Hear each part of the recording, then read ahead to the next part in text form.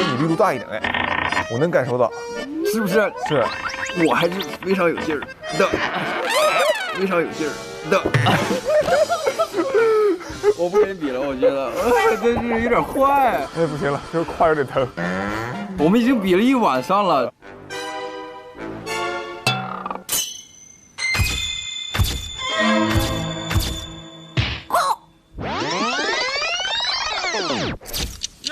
绝出生后，谁来也不好使，你不行。你看你抖的，你太瘦了，你硌得我疼，我的妈呀！我天生就是硬骨头。啊！最后一把，最后一把，来，我找个技巧，看看我如果怼在外边呢。哦，还能这么开始啊？我试一下，啊，行。3、2、1，走。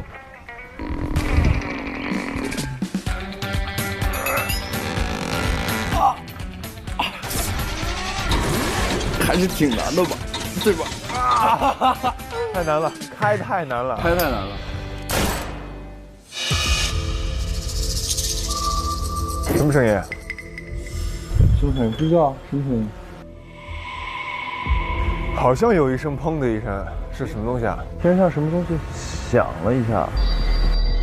应该是那个方向吧？对，就在那边。溜冰场。我们下去看看。先去把他们叫醒吧。走。醒了吗？醒了吗？起床了。起床了，小杀手。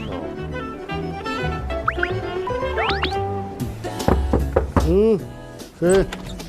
王哥，起床了。哎呀，起床了。哎呀，我的八姐。八姐，起床了？起床了，睡得好吗？还挺好。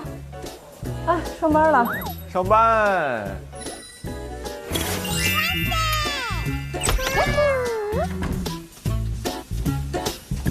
哎，就模仿我。我们3个人好有默契啊！我们俩是掰了一夜的大腿，把头发给掰白了。不是，是不是还有一位啊？还有一个，我们俩直接就错过了。小杀手，哎，小杀手，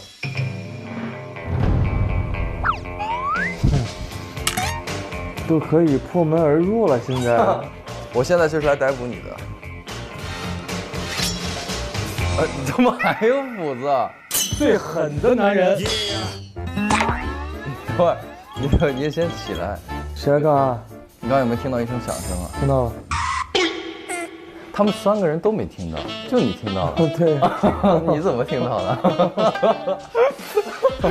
快点起床，快！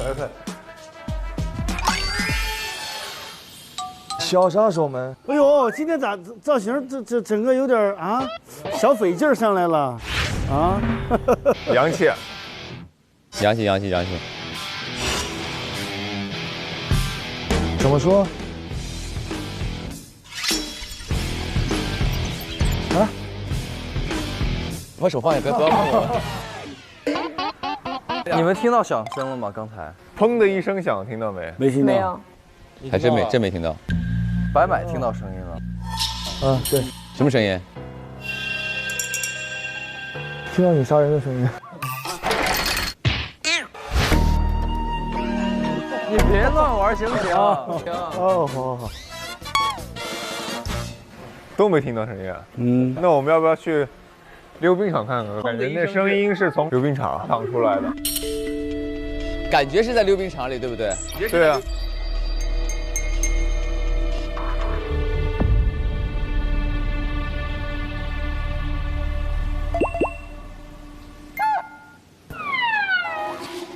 哎，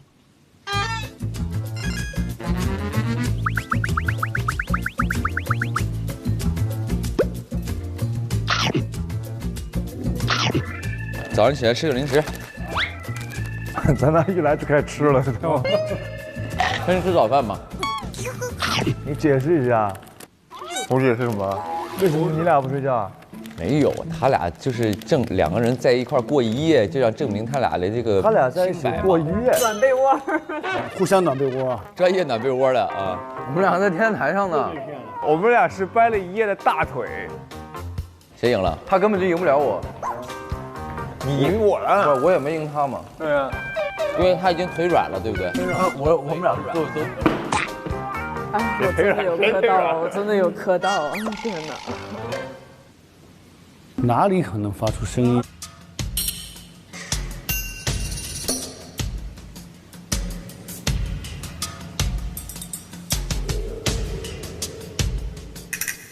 哪有什么声音啊？柜子里。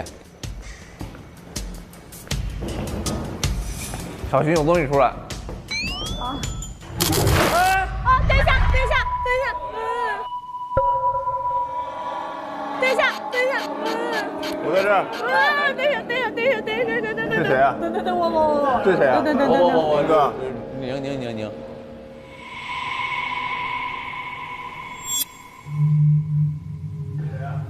你们在哪儿？快，我靠拢一下。今天谁输了，还是给他抓住啊！忙活街，烛火夜，无可奈何，永循环。溺水者，故里归。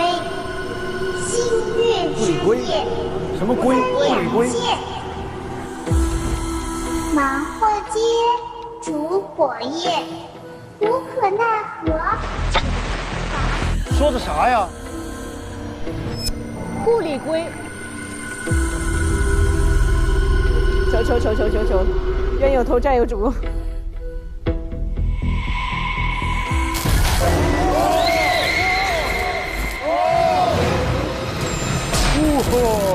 就他们那几个什么小光头。他们过来了！我们打不过他们这么多人吧？这俩人过去抓他们了。忙活街，烛火夜，无可奈何，永循环。溺水者，故里归。溺水者什么龟？故里龟，溺水。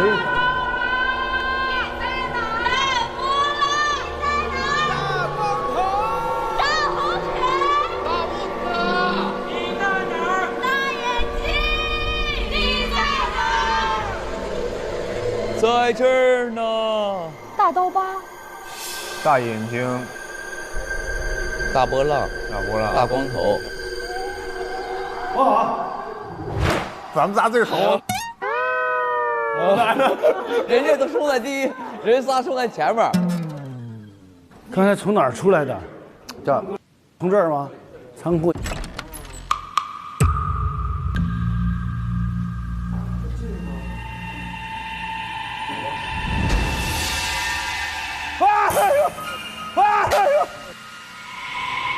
有个人儿，鸟人，鸟头面具人，鸟人走了。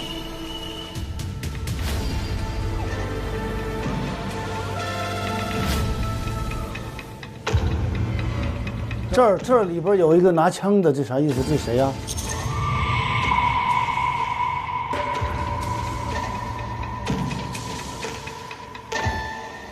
你把那头套给戴上。这儿有弹中弹了啊！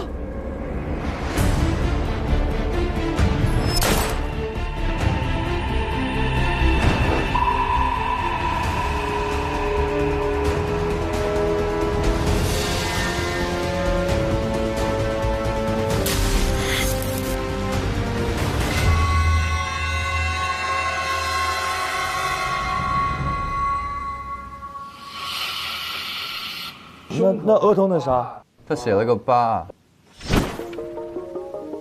哎，8。哎，是我，哎，是你啊？这啥？这可以播放啊？推阵1988，走不出的忙活街正式开始。现在是周日早上6点半，本案死者是昨天出现的鸟嘴面具人。经过初步排查，鸟嘴面具人的死不能排除他杀的可能，而杀他的凶手就锁定在白买、八戒、王卷王、宁船长4人之中。赫克福和柯利度2人能够互相提供不在场证明，所以成为本案推探。现在，请2位推探留在案发现场，进行初步搜证。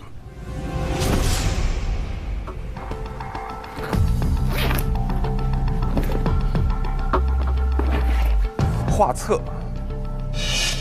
这还有一个盒子，这是个密码锁，这里有那首诗。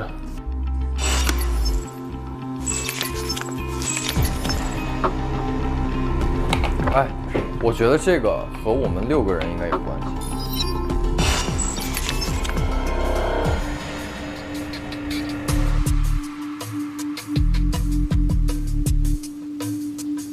他兜里有一封信。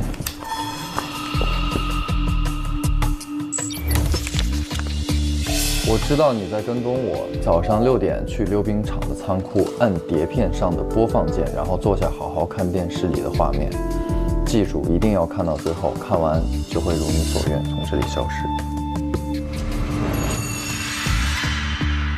这个那就是凶手写给他的呗，让他来这儿看这个东西。他在跟踪这个人，他在跟踪这个人，他就是带着鸟嘴的这个人嘛，对不对？是。然后这个鸟嘴人在跟踪这个凶手，然后被凶手发现了，凶手就约他到这里杀掉他。点一下播放。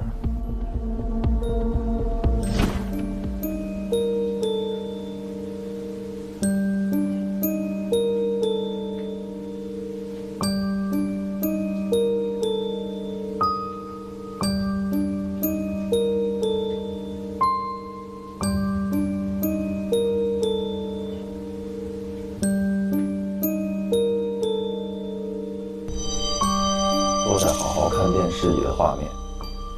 坐下来好好看电视里的画面。你这做的侮辱他了。不是，我觉得有一些，是不是有没有可能某种角度只能是这个？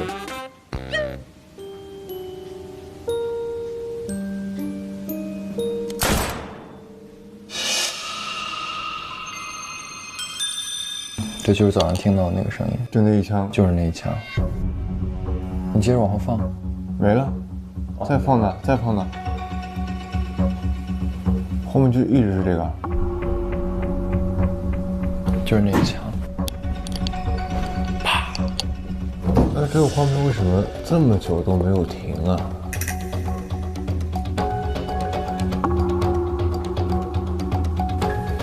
就一直是这个画面。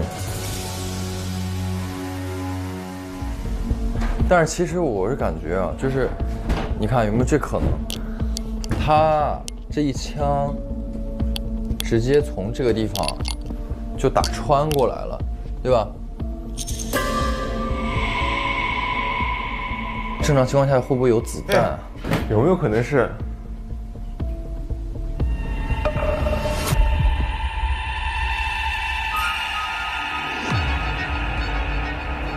也有可能。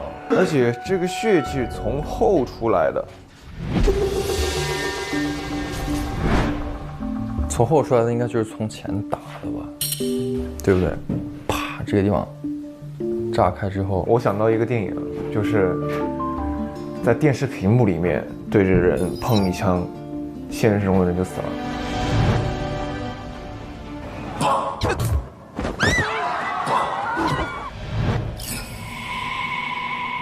碟片，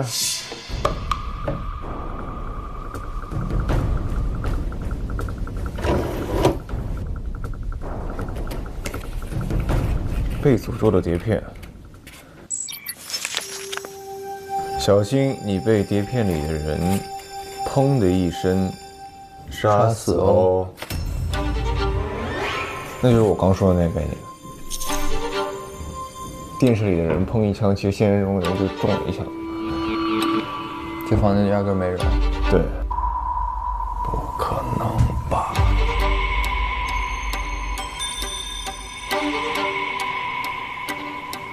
怎么死的呀？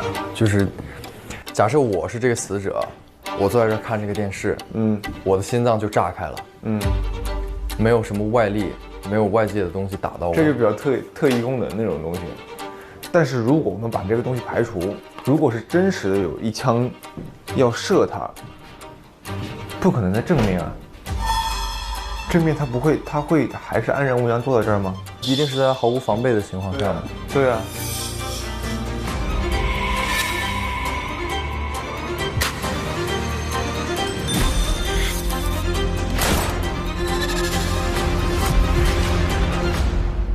案发现场初步搜证结束，我们俩把这箱子带过去，请2位推探带领嫌疑人移步至窦脑堂，面具也戴了，准备问询。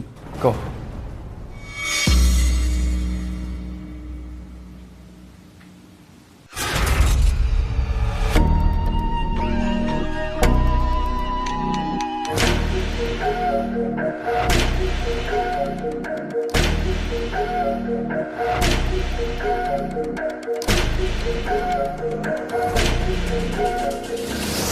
推探搜查案发现场的同时，窦脑堂的成员也搜集了与本案相关的部分证据。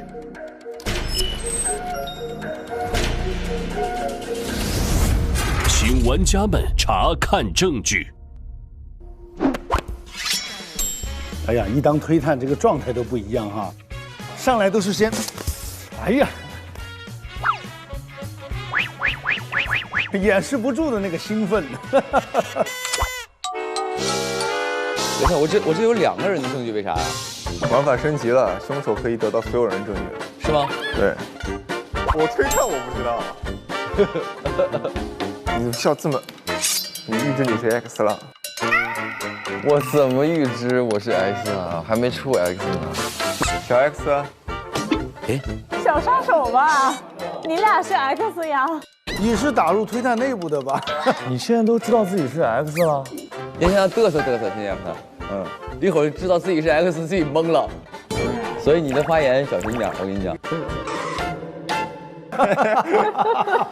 小 X 在你俩之中，你别提 X 的事儿，你一提 X 就不得劲儿。你有什么不得劲儿了？他如坐针毡，你知道吗？这个位置。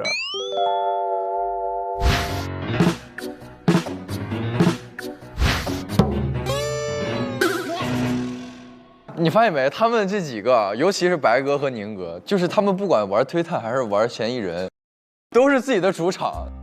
昨天就给我击垮了，快给我！你看，人家拿个紫外线灯，装的跟真的似的。看完了，看完了，看完了，开始吧。那开始吧。首先，大家讲一下自己跟这个死者的关系。从我开始，我跟死者呢不认识。我跟死者也没有关系，也不认识，不认识。白买呢？有很深的渊源，现在还不能说。别给自己找画面行不行？求你了。啊，行，好，没什么关系。好。八姐，我跟死者不认识，没关系。不认识没关系。我跟死者也不认识，也不认识。好，都不认识。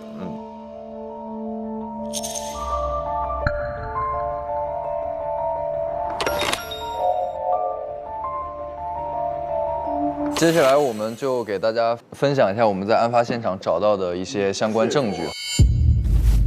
案发时间呢是早上6点半左右，然后案发地点呢是在溜冰场的这个仓库内。推断死者的死亡时间是在早上6点左右，因为我和贺克福是在早上6点的时候听到了一声响，类似枪声的那种响。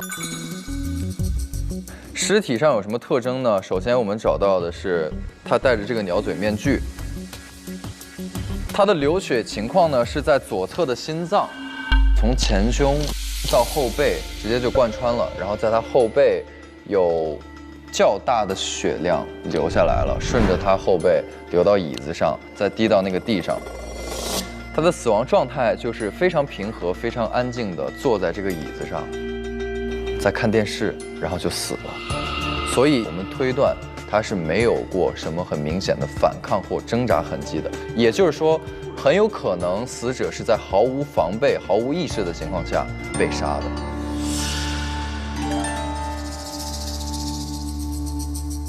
然后这个电视他在看什么，以及他为什么在看电视，就很有意思了。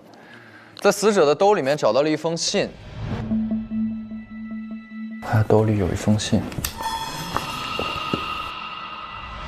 这封信上面写着：“我知道你在跟踪我，早上6点去溜冰场的仓库，摁碟片上的播放键，然后坐下来好好看电视里的画面。记住，一定要认真看到最后。看完我就会如你所愿从这里消失。”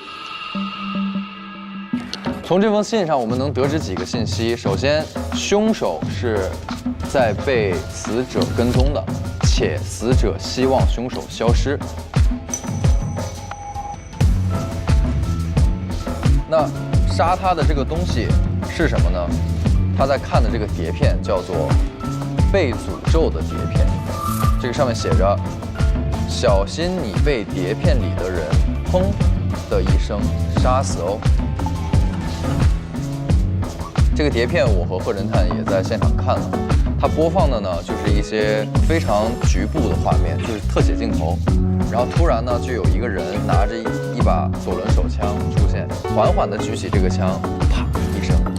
这个啪的一声和我跟贺侦探早上6点左右听到的声音类似，但是我们在现场并没有发现凶器，还有弹药或者火药的痕迹。也就代表着杀他的不一定是一把枪，可以有别的物体贯穿他的心脏，也有可能是他提前在现场布置好的什么机关装置之类的东西。你发现机关了吗？没有，没有，只是推测。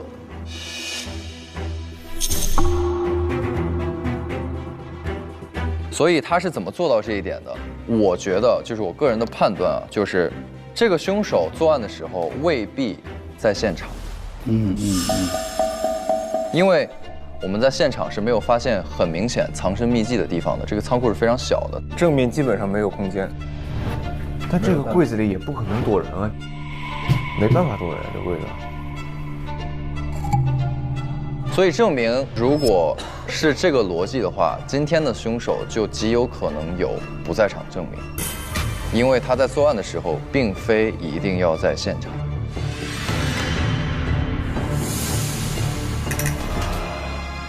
关于尸体还有案发的细节，大概就是这样。接下来我们有很多现场发现的一些证据，让贺侦探给我们分享一下。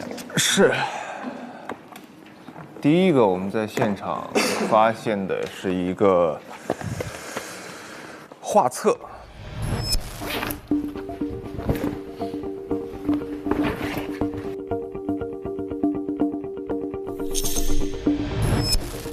然后这个画册里面呢，有每个人和一个小男孩的合影，跟我的合照呢是2个人站在那儿拍照，跟宁船长的合照呢是宁船长在给小男孩喂草莓，跟克利杜的合照呢是在电玩游戏厅里玩游戏，和王卷王的合照呢是骑在王卷王的肩上。和八姐的合照是有一个算盘，应该是在教她算术之类的。和咱们白买的合照呢是在吃面，而且这个小男孩每张图都拿着昨天咱们发现的弹珠。哦，对，数量还不一样。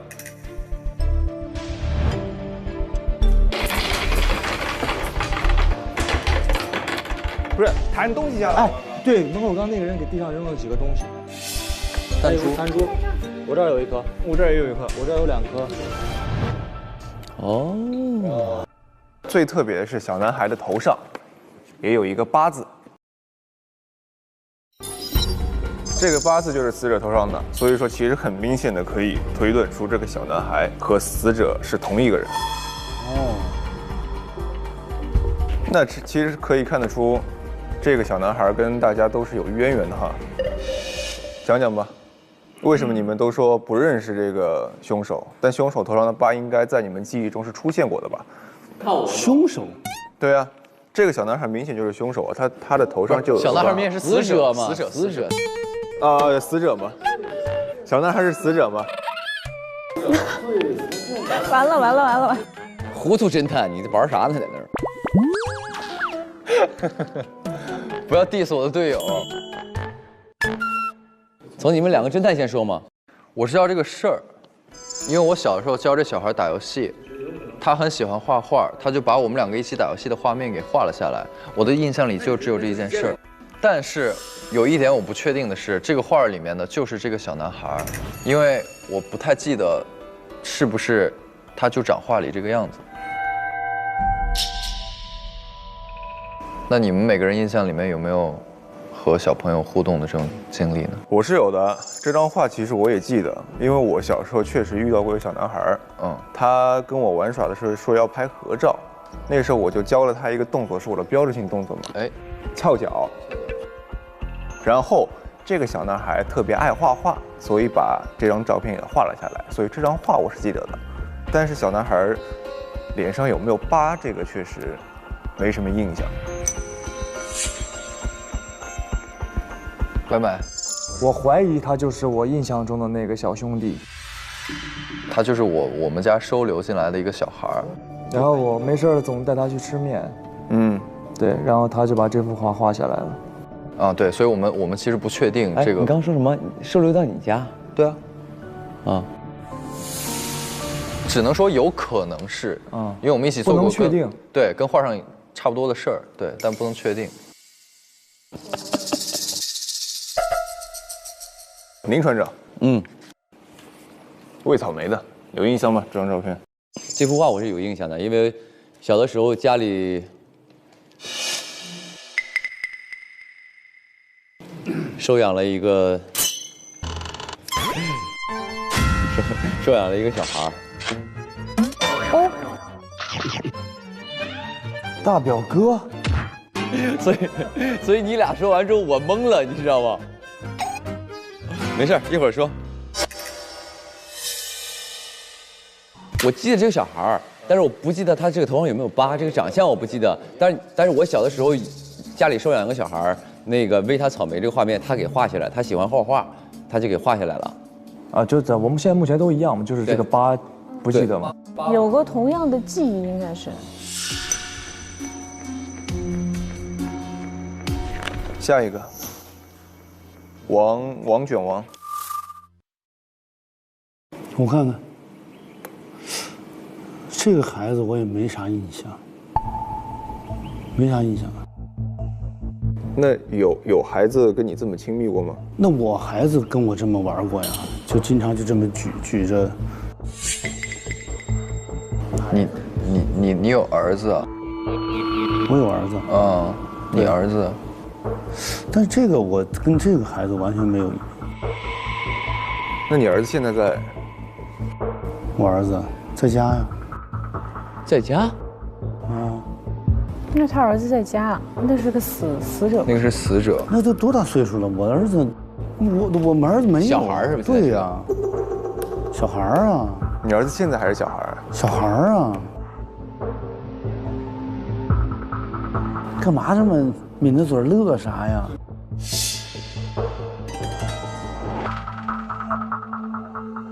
行，那下一个，八姐。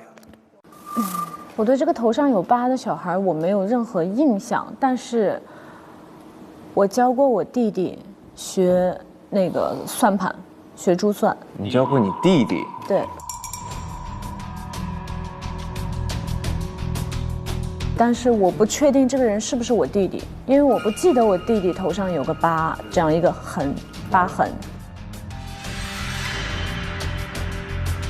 哇，这么复杂呢？今天完了，这咱都是一家人，咱一家人，相亲相爱的一家人。现在不是我们一家人，就只有他，你是 X。OK。然后这6张画其实还有一个共同之处，就是每个咱们衣服上面都有一个这样的标志。什么标志？向前跑的一个标志。你可以看一下，向前跑。对，每个人身上都是一样的，一模一样的一个标志。啊。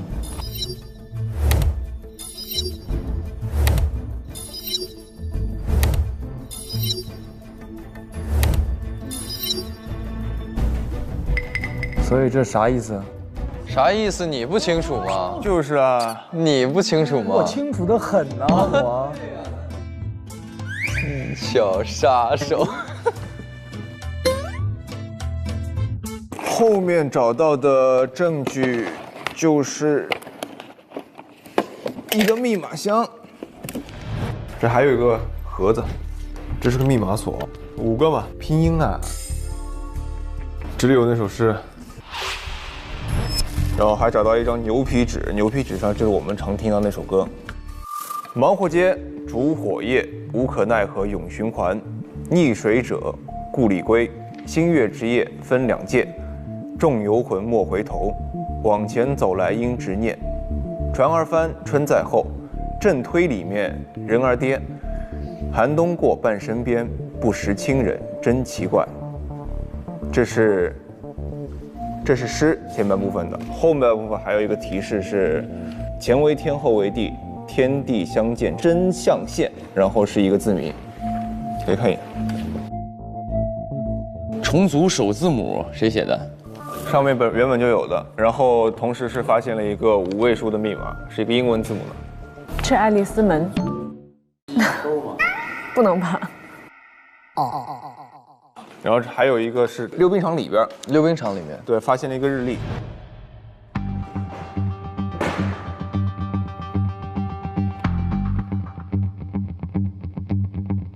日历，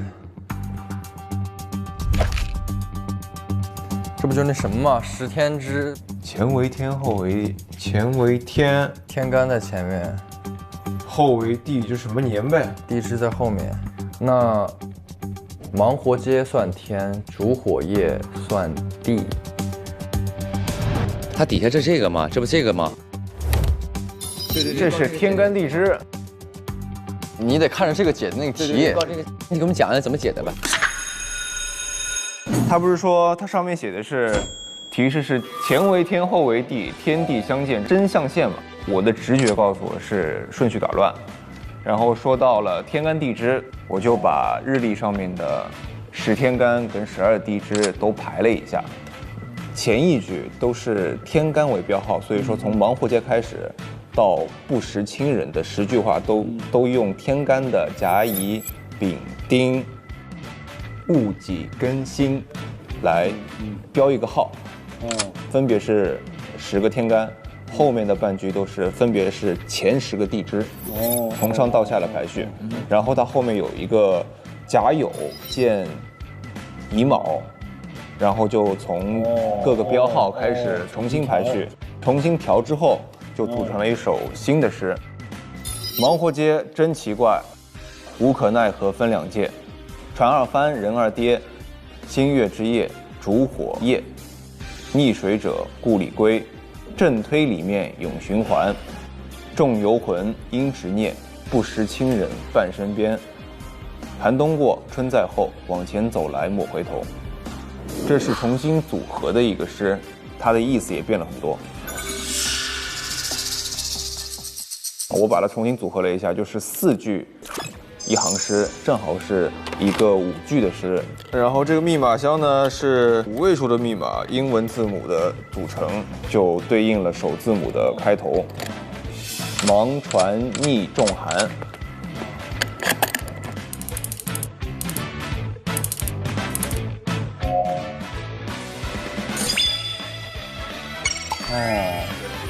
厉害！我为我刚才说你是糊涂侦探感到抱歉。这个就精彩了，啥东西啊？是一张通告。不祥之船4444号失联情况调查公示，444号船，然后下面都被泼墨已经遮住了。让我们祈祷失联者王某、贺某、白某、甲某、乙某、丙某、托某、柯某、巴某、宁某你看看，哇，我们都在不祥之号失踪过。让我们祈祷失联者王某，王某是他吗？贺某他吗？白某、甲乙丙这3个已经死了，被杀了吗？我司3位员工意外身亡，3位员工生前均为我司优秀员工。然后托马斯，柯某你嘛，巴某你嘛，林某我嘛，也就意味着其实我们都是就是在这个444号船上的乘客，然后我们都失联了。对。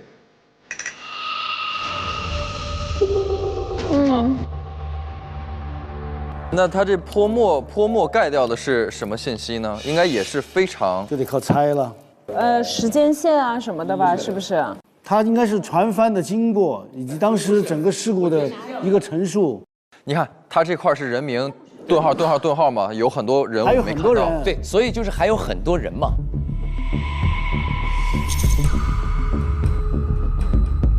所以我们在这个镇子上所有的人都是已经失联的人。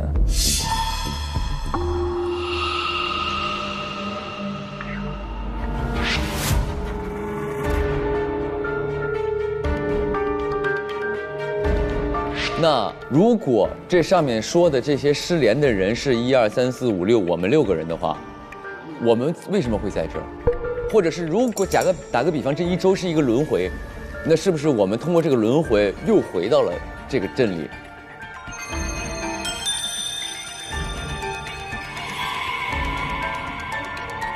所以我们其实是什么？哎，那个你刚才那个诗里边，它有一个什么龟？有，这是我重写的啊，重写的嘛。对，船儿翻，人儿什么？人儿跌，人儿跌星月之夜烛火夜，这句话其实就是帆船失联的一个。溺水者故里归，故里归是不是就回来了？我们回来了啊！正推里面永循环，这在这里边循环了。推阵吧？什么叫阵推啊？明明是正对啊，推正啊，推阵啊，阵推反着的，和推阵。正推，就所以我们处在这个世界就不是真实的世界，所以我们现在存在的空间应该是要正推。对啊，我们现在在正推啊，对，所以我们在循环啊。对。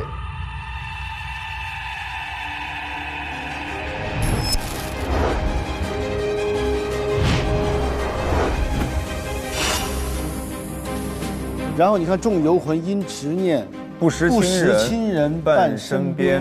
不知道亲人其实就在我们身边，其实我们就是相亲相爱的一家人，但是我们不知道，是这意思吗？有可能，他是大表哥的话，大表哥，这只能是可能。对，假设嘛。你女朋友和你表哥丢了，对吧？对啊，俩人私奔了。你媳妇儿跟大哥私奔了。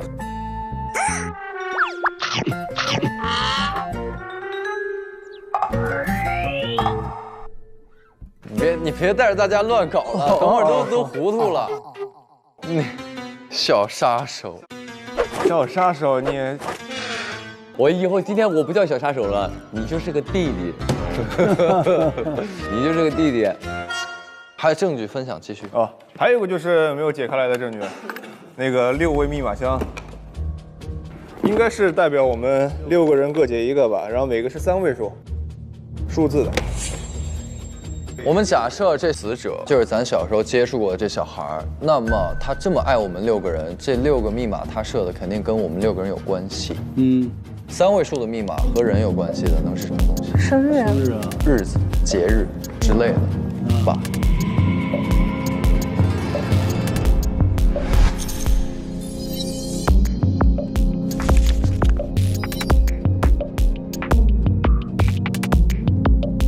就请各位嫌疑人朋友们分享一下自己拿到的证据吧。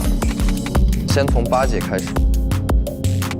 我先分享一下，这个是在贺克福家里桌上写的是推正大瓜，然后就是他的一个海报，推正第一大胆，生出推正第一胆小。这是什么呢？对，这推正第一大胆呢，就是我爸爸。我爸爸呀，对。我爸爸是一个非常勇敢、有责任心的真男人。然后呢，生出了我这样一个怕黑、怕爬树、体力又不太好的人。而且我爸呢，也是咱们推广货贸易公司的一名职员，他的工作是在船上的船员。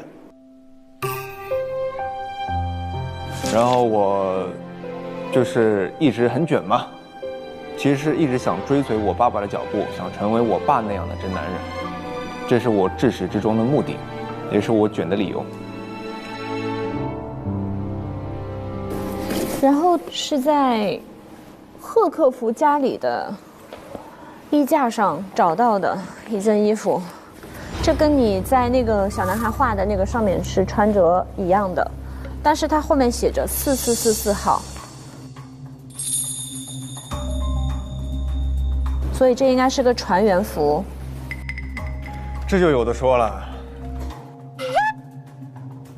我爸在上周日是出海了，然后呢，我去岸边想去找我爸，但发现那个航灯灭了，就是那个指路灯塔河上面的那个，我去把那个灯给修好了，但是一不小心就掉到了河里。等会儿，你说什么？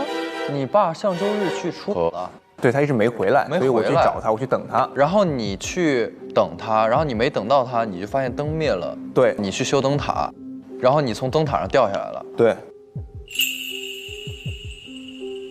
那你怎么没死啊？就是你是怎么活下来的呢？还没讲完呢。哦 ，sorry， 对，我从掉下来之后，好巧不巧就王卷王救了我，而且他开的是444号船。哦。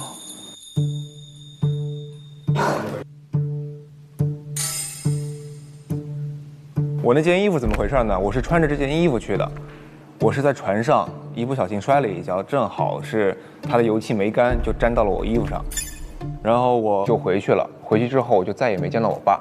我点亮灯塔之后，我就一直没有见过我爹。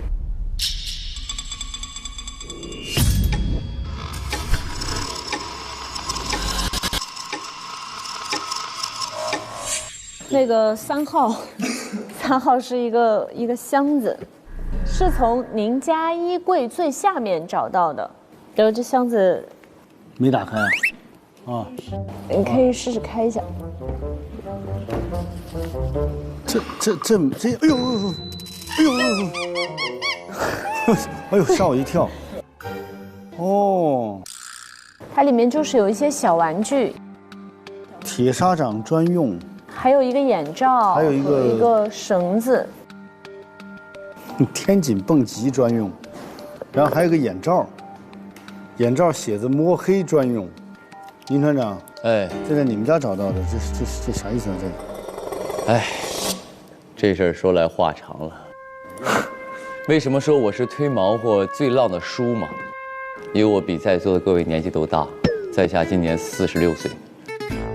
那你比我小啊，我51。是的哥，你这还要来冒充老大？你没有，叔嘛。然后呢，35年前的时候，我的表弟家里因为变故也来到我家了，以下就称之为我二弟。30年前呢，也就是我三弟啊出生了，3弟出生了。然后我作为大哥呢，我父母都不在了，所以呢，我这个做大哥的就独自抚养2弟和3弟。大表哥，大哥，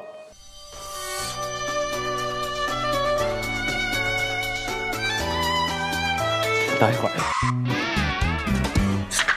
在26年前，我有了一个儿子。啊！我儿子有一个特点是什么呢？就是胆子非常小。哦，特别怕黑，不是，叫爸爸吧。胆子非常小。这个，你说我爸也是和他的亲弟和表弟生活在一起的。没错啊，对上啊。你是我侄子。继续。是这样的，因为我呢，怎么说呢？我从小就胆儿特别大，天生就大胆儿，啥都不怕啊。我爸说你应该就跟你爷爷差不多，你爷爷也是从小什么都不怕，所以呢，我就希望我的儿子他跟我一样勇敢。所以里边有蹦极、天井蹦极绳，希望他就不怕高；给他弄眼罩，就希望他不怕黑，对吧？给他弄铁砂掌专用什么，就希望他能够这个强健体魄嘛，对身体特别棒嘛。我是一个开船的一个船长。8年前的这个2月3号，那天晚上我就在无可奈何这条河上行驶，但是好巧不巧遇到暴风雨了。这个时候我就发现这个岸边本来应该有灯塔的，但是那个灯塔的灯始终就不亮，所以我就找不到回家的方向。正在我百感交集的时候，突然灯亮了，我就把那个灯给收好。这个时候呢，我就很开心，我就顺着这个灯的方向往那个岸边开了嘛，我就安全到家了。我到家之后，我3弟跟我说，那个大哥，今天晚上为你点亮这盏灯的人是你的儿子。他怕你回不了家，于是他克服了恐高，克服了黑暗，克服了所有的恐惧，他站到那个塔顶，为我点亮了那盏灯，让我安全的回家了。所以呢，在我心里，我觉得我儿子真的是厉害，最棒。我儿子成长了，给我整不会了，全都对了，应该父子相认了。对，真的是时候了。你要和世界和解，侄子。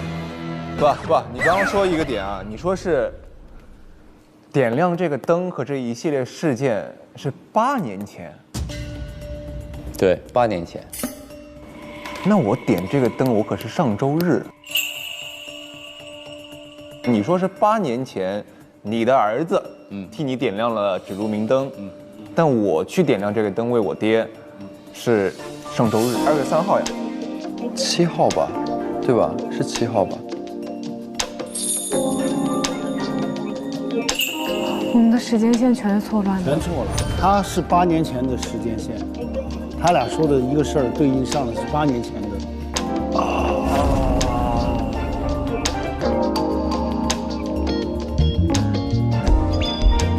日历，8年前是1980年，1980年2月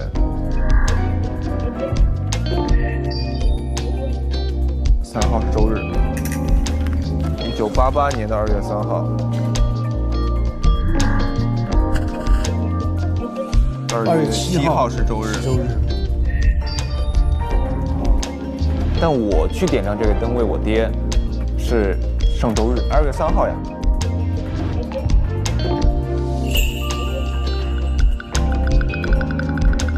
所以按理来说，就应该你如果记得是2月3号的话，那就是8年前的事儿。只有80年的周日才是2月3号。你为什么会记得上一周是2月3号呢？上周明明是2月7号呀。啊，你是80年的人，你多大了？我18岁。现在啊，我18岁啊。现在18岁，那就那会儿你10岁嘛。80年的时候你10岁，不，他80年的时候18岁，他现在18岁。不，我知道我现在时间是跟你们一样的，1988年。但是我说的上周是1980年嘛，对吧？所以我记得上周是1980年，说明我中间的8年，在这一周之内就消失了。你不存在你的做信息的8年。对啊，没有这8年，为什么呢？我觉得是时候了。喊一声吗？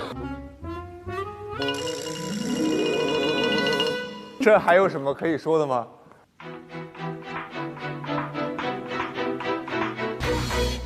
啊，这个人就是爸。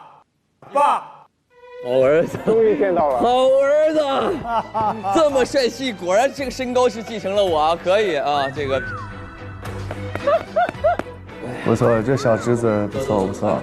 小侄子挺好。我到现在都记得你勇敢地登上那个灯塔。Nice。哎。就是这样的，今天我觉得有一个冥冥中的注定，咱们3个人都是白头发，对不对？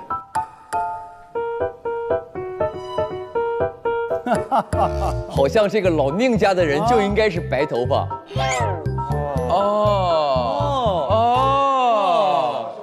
啊，你们是正经亲戚，18岁你就白成这样了。你不是正经亲戚。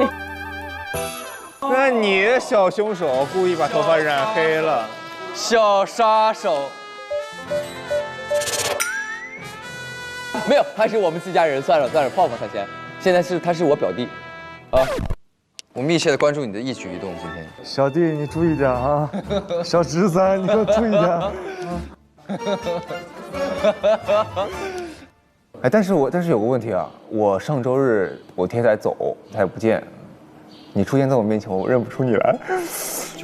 就是因为已经过了8年，你都长大了。他长大了，在我这儿时间是没有过8年的。我老了8岁嘛。对对对，我爹变老了。这样，我还没说完呢。哦对，我的故事还没讲完。哦，关于我跟我儿子的故事。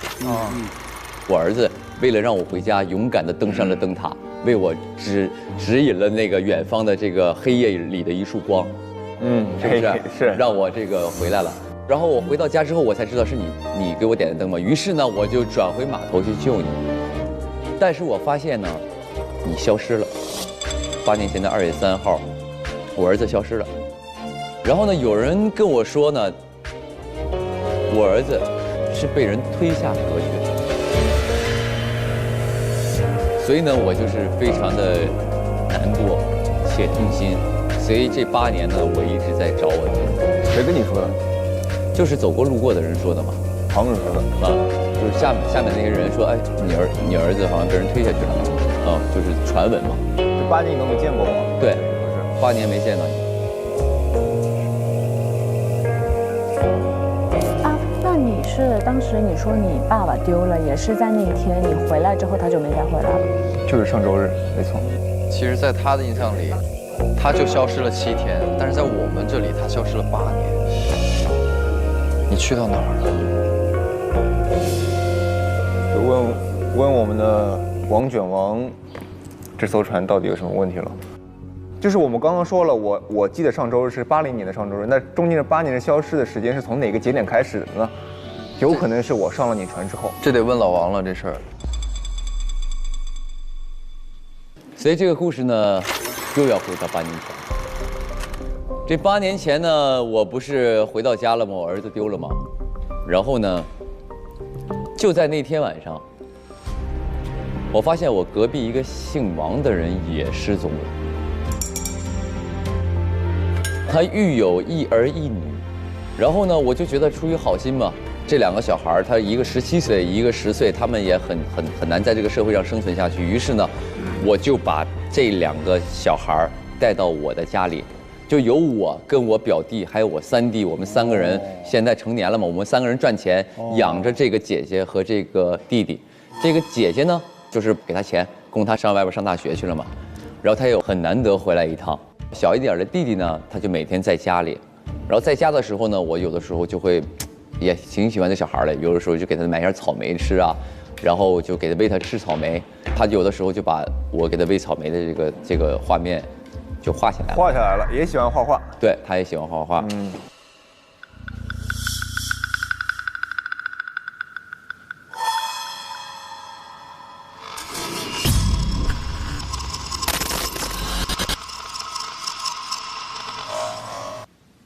好，第4个证据也是在您家书桌上贴着的一个推证日报，上面写着明船长火烧总经理家地下室，总经理背锅放弃追责，火灾案是否另有隐情？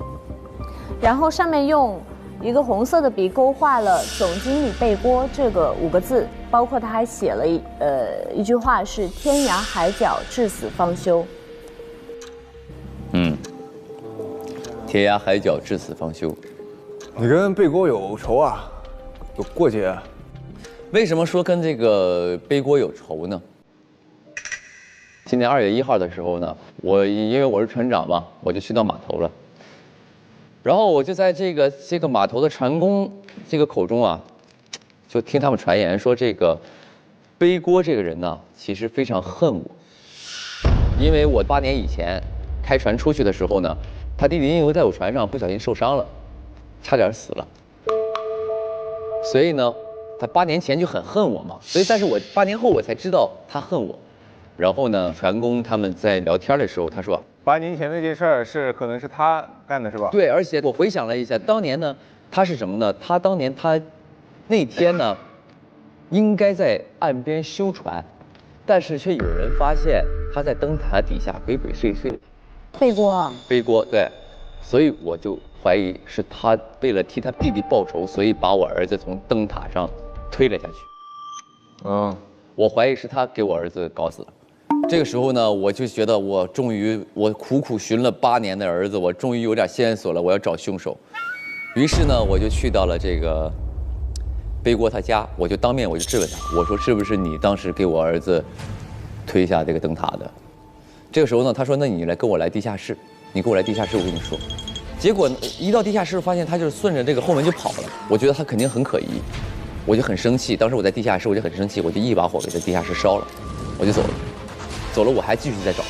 烧完之后，记者不就找到他了吗？刚才那篇新闻，记者找到他了，说这个宁团长把你地下室烧了，但是这个背锅呢，他就说不用我负责任了，他说跟他没关系，我不用他负责。所以当时我就判断他一定是因为当年杀了我儿子，所以心生愧疚，所以他没有让我负责。这是我的跟背锅的关系，所以我是很恨他，因为我怀疑他杀了我儿子，所以我要找他问明白。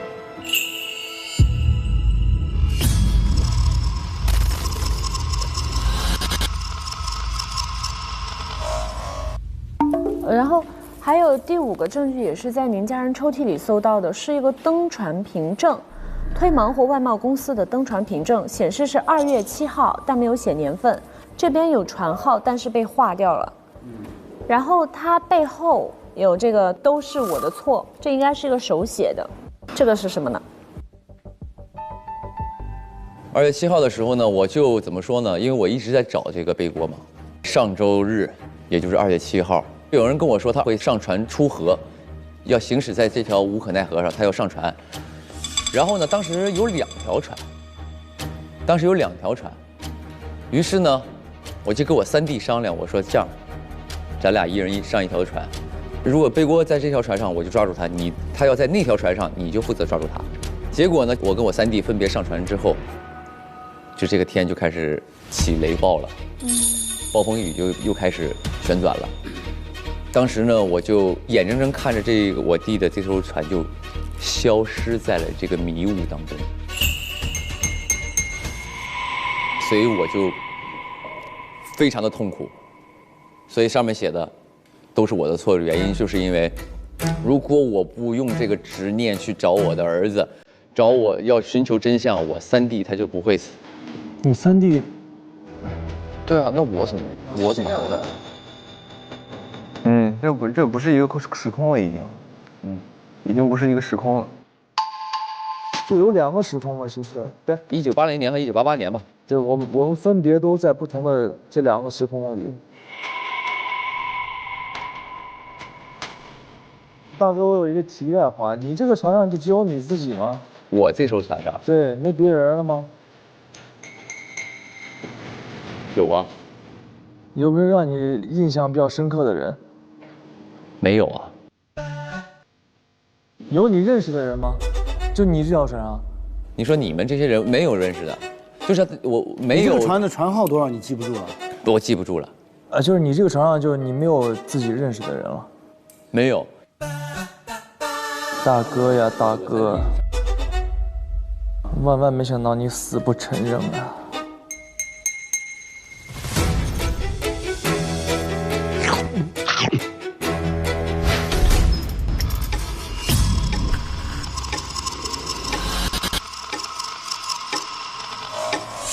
那就你吧，白白。到我了。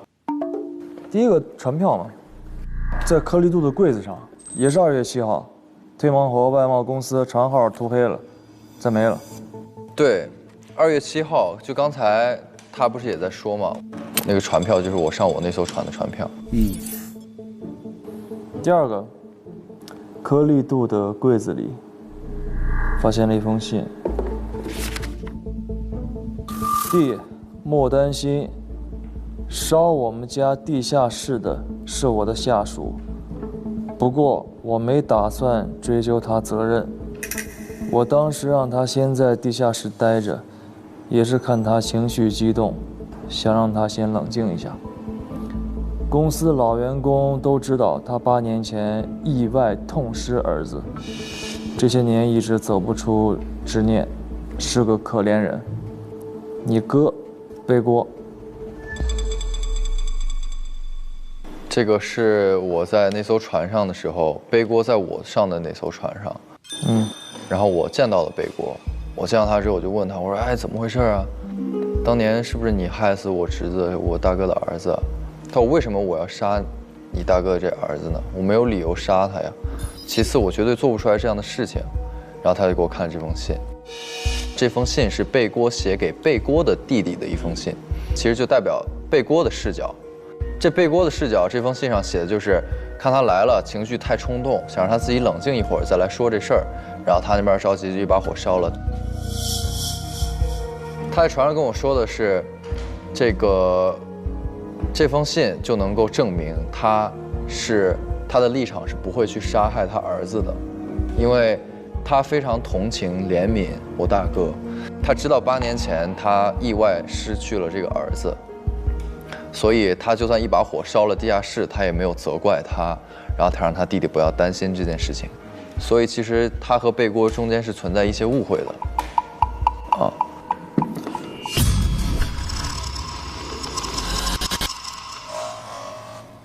然后王卷王家里的书柜有一个木头盒子，这个木头盒子里边有几本书。情商、智商都不如有财商，成功是一门深奥的学问。如何轻松成为金字塔尖的人？如何像我一样成功？你和天才只差这一本书，还有几个计算器，还有一个那个烟草笔。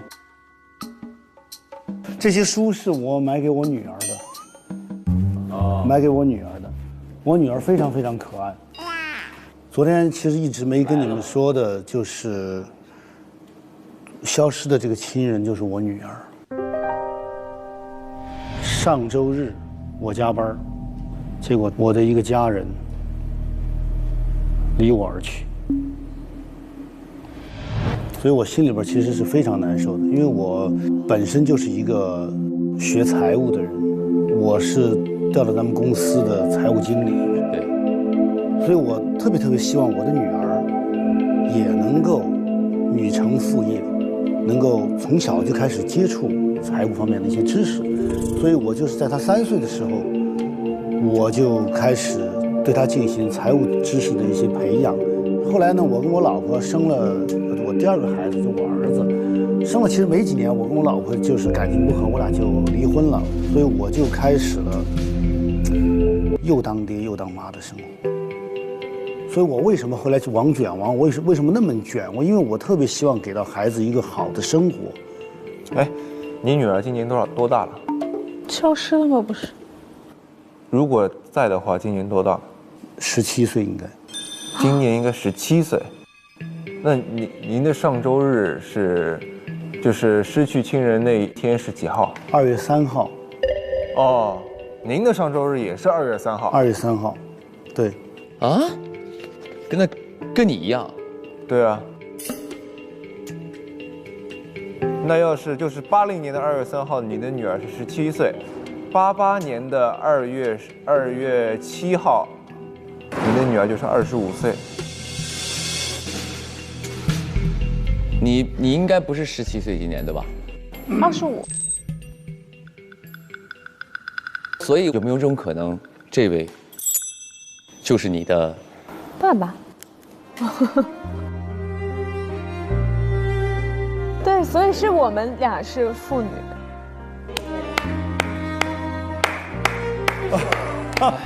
这个时候，所以我特别希望我的女儿也能够女成副业，能够从小就开始接触财务方面的一些知识。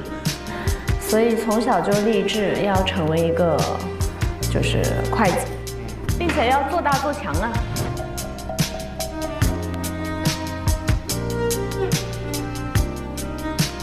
那弟弟呢？刚刚在问你儿子的情况的时候，你说你儿子现在还是很小啊。我儿子10岁呀，我印象当中我儿子就10岁呀。我刚还说在家。对呀，我儿子10岁呀。你看，在他印象里，他女儿才17岁，他儿子可不就是10岁吗？是，他是80年的人。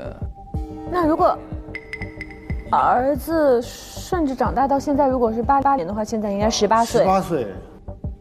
所以，如今这个头上有8字的这个小男孩，跟王卷王是不是父子关系？是不是曾经他8年前的那个儿子呢？因为时间的岁数上是吻合的。还有就是，这张照片上和你背在一起这个小男孩是不是你的儿子呢？我儿子是爱画画的，而且他也确实曾经是，就是把我跟他这样举高高的一些照片，一些这些情景画下来过。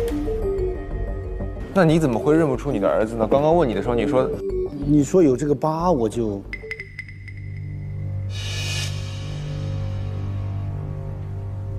还有一个就是王卷王家进门衣服的挂钩，这个上面有一个标签是4444。钥匙啊？船钥匙吧？船钥匙。所以你是444的船长？我不是船长。这个事儿是这样的，就在上周日，2月3号，那天呢，我儿子呢去推市里边参加一个比赛。然后呢，女儿就跟我说：“爸爸，你能不能够带我去游乐园玩？”但是那天恰恰是公司里边有一个很重要的一个财务的案子需要我去处理，全部都安排好了，必须得去，非常非常重要。所以我就跟女儿说：“我说爸爸下次一定带你去。”而且我当时还承诺她，我说：“这样，女儿，我说爸爸今天忙完工作，去给你买一条裙子，作为补偿。忙忙活活一天。”大概在晚上9点的时候，我才往家走。我刚往前走，我突然想起来，完了，我答应女儿的裙子我忘买了。然后女儿爆发了，女儿就说：“你从来都不在乎我的感受，你只考虑你的工作，你真的觉得我跟弟弟就那么不重要吗？”我当时就赶紧跟她解释，我说：“怎么可能呢？我说我这么拼命的工作，不就是为了让你们过得更好吗？”我就说：“你怎么这样呢？你作为一小孩，你应该理解你的父亲。”我说你好好的，你赶紧回屋，你去反省反省。我女儿当时从来没有过，当着我的面就大发雷霆，然后摔门就跑了。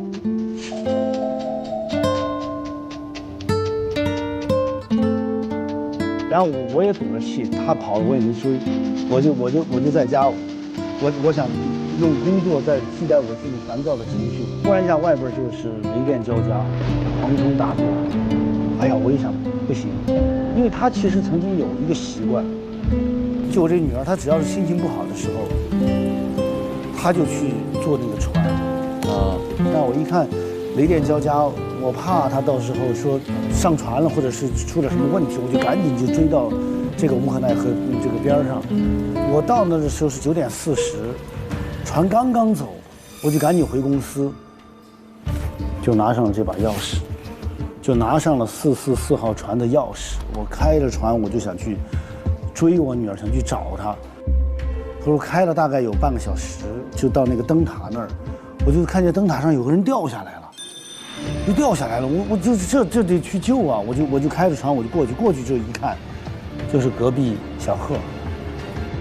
然后我想带着小贺。再去就是找我女儿，可是那会儿整个河上那个波涛汹涌，实在根本没办法说开到对岸，我们就只好就回来。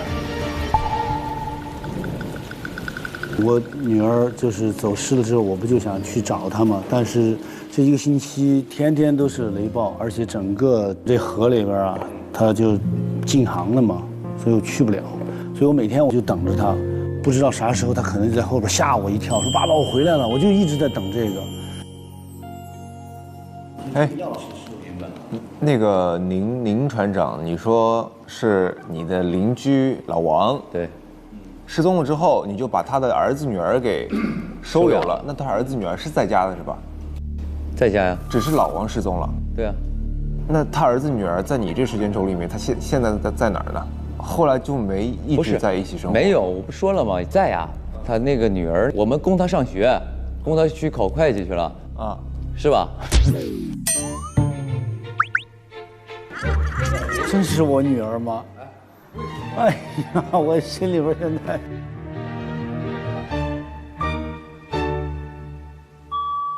没有，是这样，我有一个问题啊，哎，如果是按照所有人分享的这故事来听的话，那就是这俩人上了44号船，他们就留在了1980年。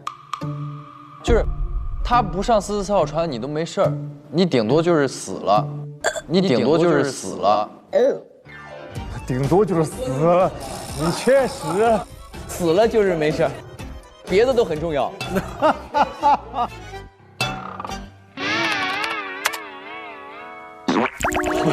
不是，我想说的是他还会在我们的世界里，但是他因为不小心掉到这44号船上了，你们俩就到另外一个时空了。那么问题来了，你俩怎么回来的呀？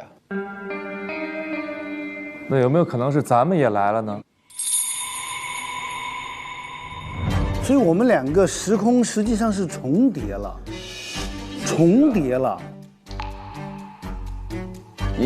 你看没看过有一种就是类似像那种有一个什么就是那种虚幻故事吧？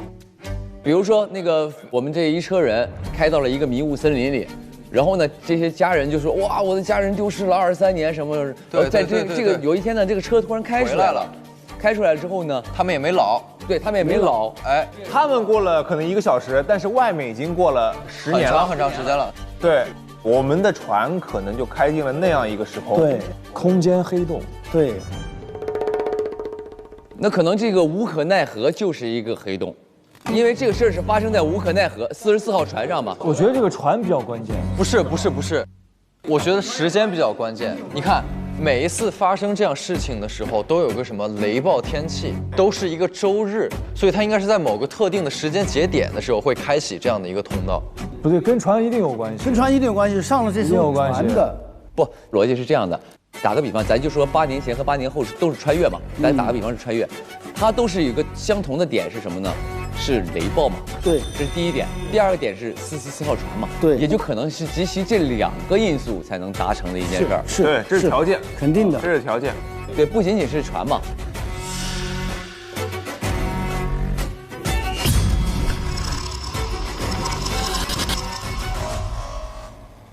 接下来一个要分享的是我们的大哥宁船长。大哥，第一个证据就是八姐家桌上有一张这个海报，高级定制，独一无二，新潮皮夹克，你值得拥有。有一件皮夹克被圈起来了，但是上面写的“天涯海角，至死方休”，好熟悉啊这句话。我的上面也有。您家书桌上贴着的一个推证日报。上面写着“天涯海角，至死方休”。这个呢，其实是我跟我父亲吵过架，在80年2月3号，我就到了那个无可奈何那边，因为呢，小的时候我妈妈经常会带着我来这边，她会听我说话。跟我聊天，陪伴在我身边，他也会带着我上船去到河对岸啊，就是这样来来回回，算是一种散心。但是爸爸相对来说陪伴在我身边的时间很少，所以我一旦心里有一点不舒服的事情，我都很喜欢到无可奈何河边去。那天我就来到了无可奈何河边，大概是9点半的时候，我就登上了一个船，我坐到了河的对岸。我在那边溜达溜达，然后我就回来了，我就回家了。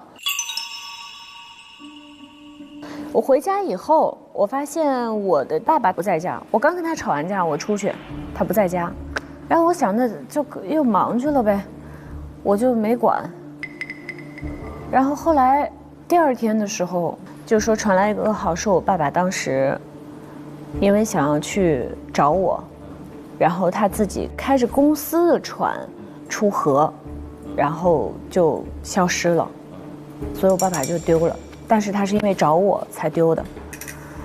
然后我就开始回忆，就是当时是怎么个情况。但我印象当中，那条公司的船，我那天在上那个轮船的时候，我见过那条船，它就停靠在岸边，然后有一个男人，他穿着一个皮夹克，这个皮夹克我印象很深刻，他在那边忙东忙西，就那个男人在船上不知道在干嘛。然后我就回想起来，可能是那个男人在这个船上动了手脚，我爸爸才会消失不见。而这个呢，是我后来在一个广告上面看到的，就说是这件皮夹克别人都没有，只有这个人有，它是定制的吗？定制的皮夹克，独一无二的，所以我就把这张留下来。上面那行字，也是我想说的，就是我非得一定要找到这个人。皮夹克这个人。对。那下一个证据是啥呢？啊，在这儿，在你家桌上也是一张船票。船号也被抹去了，登船时间是2月7号，但后面呢写了4个字，了无牵挂，什么意思？我爸爸以前把我托付给我们邻居来照看，然后呢，他对我们特别好。对。就我爸爸丢失以后，我也是在他们家长大的，然后呢，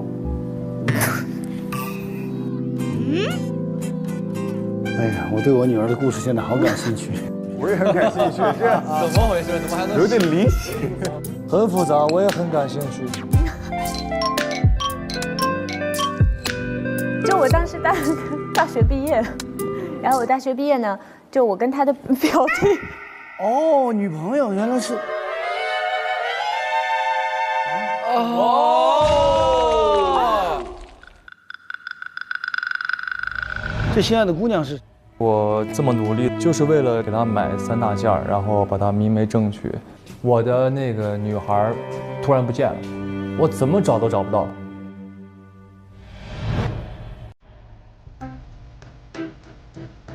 你爱上了我2表弟。不是，我们俩是相恋，不是我爱上他，我们俩是相恋了3年。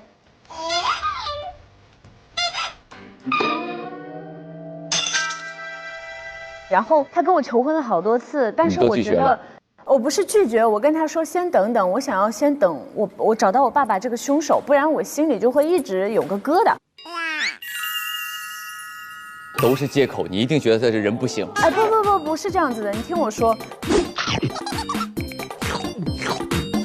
我就觉得说，哎，我得先找到我爸这个凶手。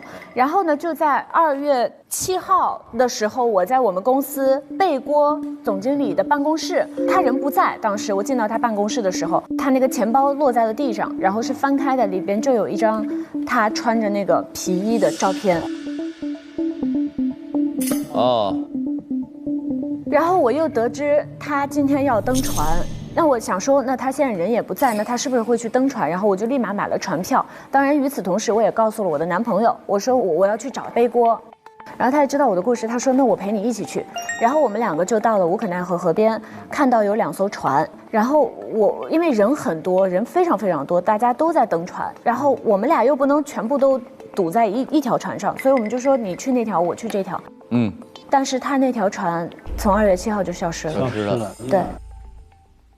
跟他俩当时一样，跟我3弟的情况是一样的，我上了1艘，他上了1艘，而且我可以证明他说的这个是真的，因为2月7号我们约定上船那一天，我确实在我上的那艘船上看到了白马二哥，我还不知道为什么他也会在，因为这事儿是咱俩约的嘛。上周是吧？2月7号， 2月7号也出现了8年前咱们的那个情况。哇，好乱！不是，你上周才发生的事儿，那这位坐在你身边的是？不知道他是谁哦。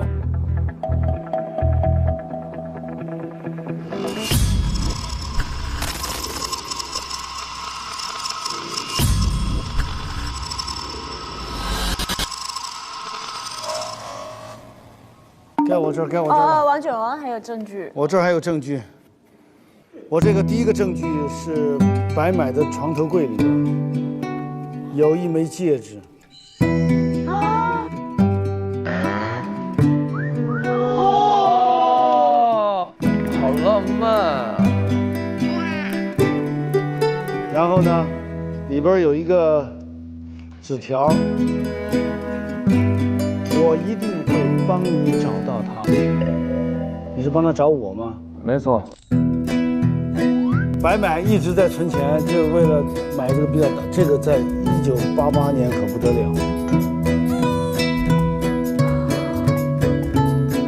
哎，是我的手型吗？我戴肯定是你的这个呀。你这样式，如果是无名指戴不进去，就不是给这个女孩的。是戴左手右手啊？哎，哎，有点大。热大，你不是我的。对对对，哦，对对对，这是我给表哥买的。什么？他给我买的，他给我。啊！哎呀，太乱了，你这。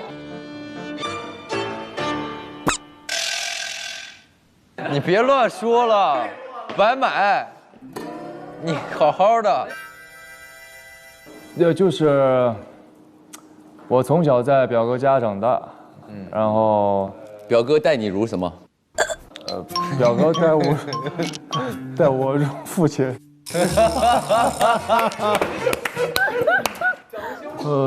然后就是表哥的孩子就是去灯塔的这个事儿，就没了。然后呢，第二天发现呢，隔壁邻居大王哥也没了，消失了，然后就收养了他们家的女孩跟小孩，对，然后那个就是我就看上了他们家小女孩，没有，因为相处的时间很久，大学毕业之后谈了3年恋爱，我就求婚，他说不行，我要找我爸爸，先不想考虑其他事情。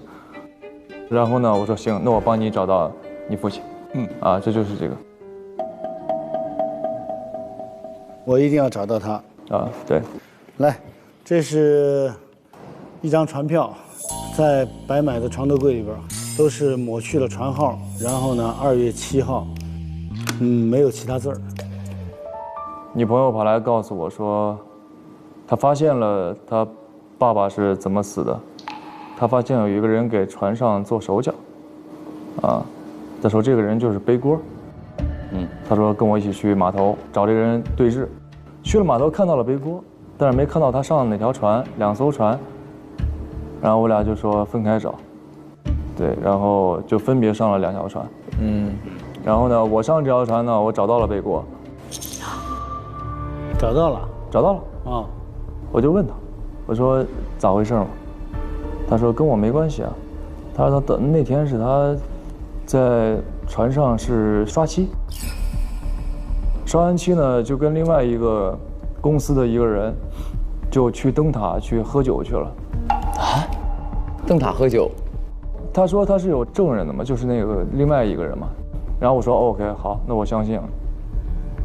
我就打算说是下船，告诉我女朋友，因为我女朋友觉得他们那个行为是在给船做手脚。我说其实是你误会了，想去说。这个时候我发现天空大闪雷鸣，然后远处的那条船上，我的女朋友跟我的大哥在船头上玩那个泰坦尼克号那个，你知道吗？就俩人就是哎呀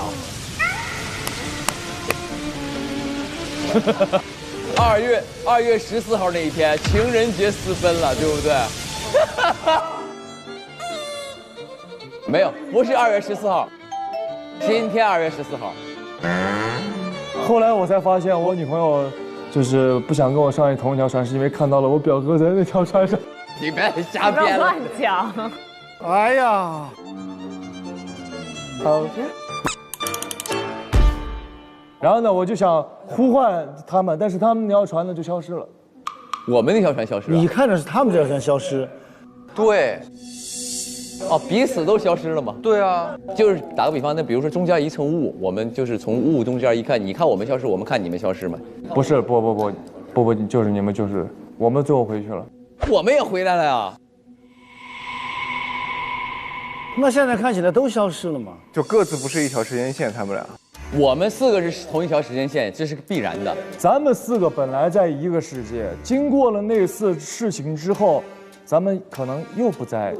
哎，对啊，那就不止2个世界了，你明白吗？不是，你看为啥他现在还能见着他媳妇儿？他媳妇儿不已经消失了吗？对啊，那现在他俩怎么还能坐一起呢？那你说咱表哥也消失了？表哥也消失了，一样的呀，我俩在一艘船上，你俩在一艘船上啊。所以表哥，我想问你，你们当时去哪了？你看，你去哪儿我们就去哪儿了呀？你告诉我你去哪儿了？所以重点是咱们谁的时间线是在原本的这个时间线，谁的时间线不在原本的时间线上吗？我们4个都在原本的时间线。不是，我告诉你是的。我们4个是一样的，只是我们消失了之后发生了什么不知道，但是我们都回到了88年，这是关键。不对呀，那88年我们已经不认识了呀，我不知道他是我男朋友，他也不知道我是他男朋友。那当然，我给你收养了，我也不知道你是我收养的呀，就是这是一个疑点嘛。现在这是一个疑点。但是咱俩一开始是知道咱俩是知道表哥表弟的。对啊。为什么我们今天坐在这里说了半天这个关系？为什么你俩我们都现在才相认？我们都不是来自一个时间线的。我想问一下啊，您就是宁船长他的儿子是在1980年丢的，对吧？对。但在1988年没有任何事情，对不对？我88年也丢了，我88年我看我三弟那个消失了嘛，他消失了。对，当时我们出河2艘船出，那会儿你也消失了。对呀，就是那个意思嘛。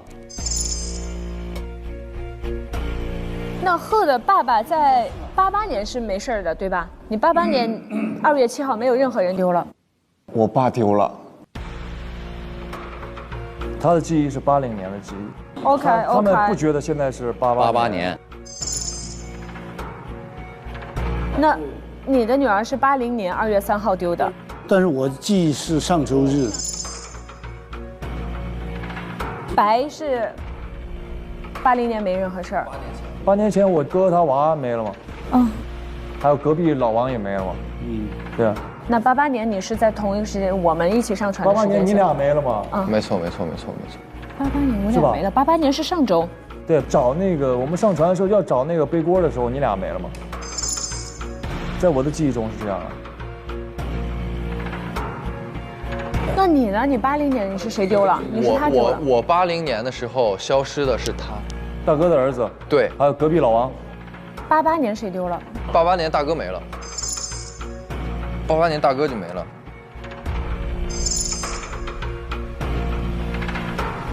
重点了，那就是80就是88，80就是88，同一时间点。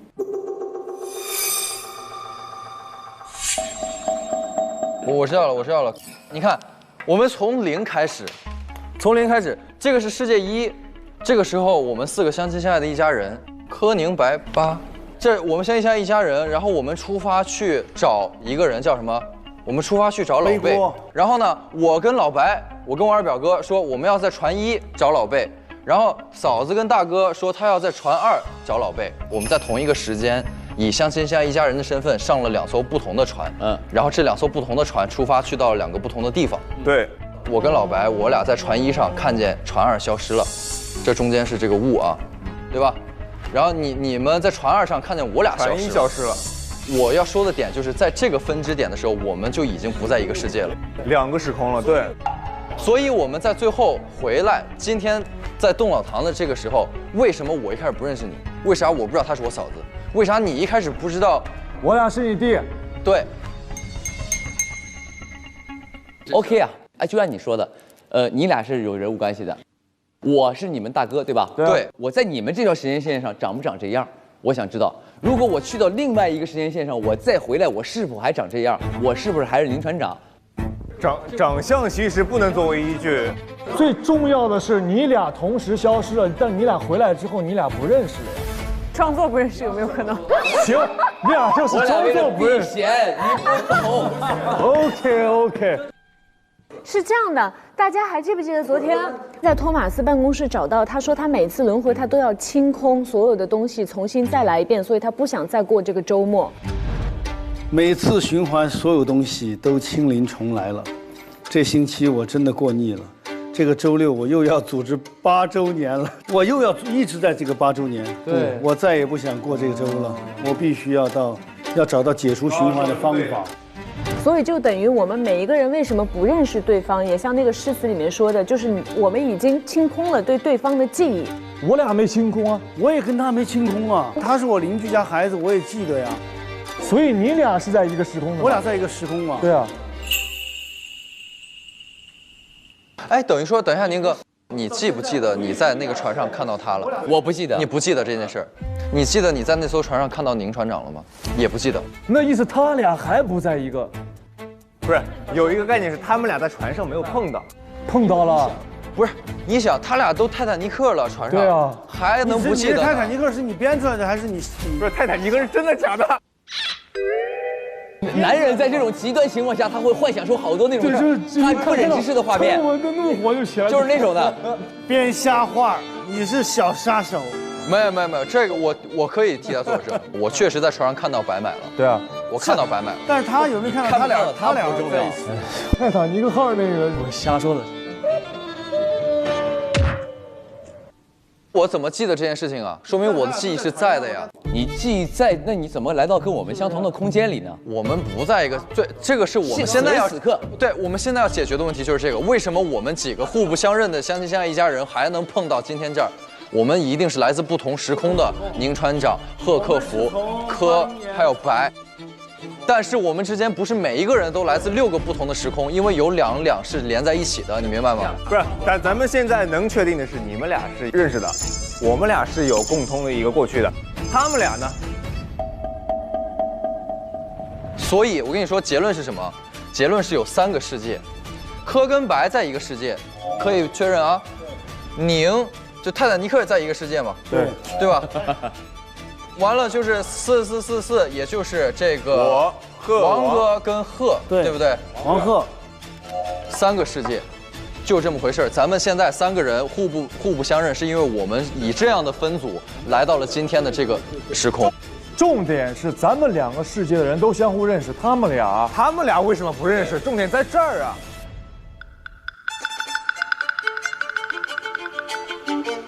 来，还有一个证据。白买的枕头下边，不要开它，千万不要打开。打开它就像打开了潘多拉的魔盒。潘多拉魔袋里边有一张，哎呀，这个很奇怪。刚才我读的时候觉得很奇怪。来，请读。我，丁达卡在此保证，今日所说全部属实，如有半句谎言。我就再补半句，凑成1句谎言。什么玩意儿？哎呀，开个小玩笑啦，有点娱乐精神嘛。本人总是用最幽默的语言说最真实的话。我丁达卡从不说假话，否则天打5雷轰。1988年2月7日，丁达卡还摁了个指印。这啥意思呢？说了半天什么都没说出来。就是其实啊，那天的暴风雨是因为他撒了谎，天打5雷想要轰他，结果给我们轰死了。哦，是吗？丁达卡撒了谎。哦，那他是就这么离谱吗？我不知道，我随便说的啊。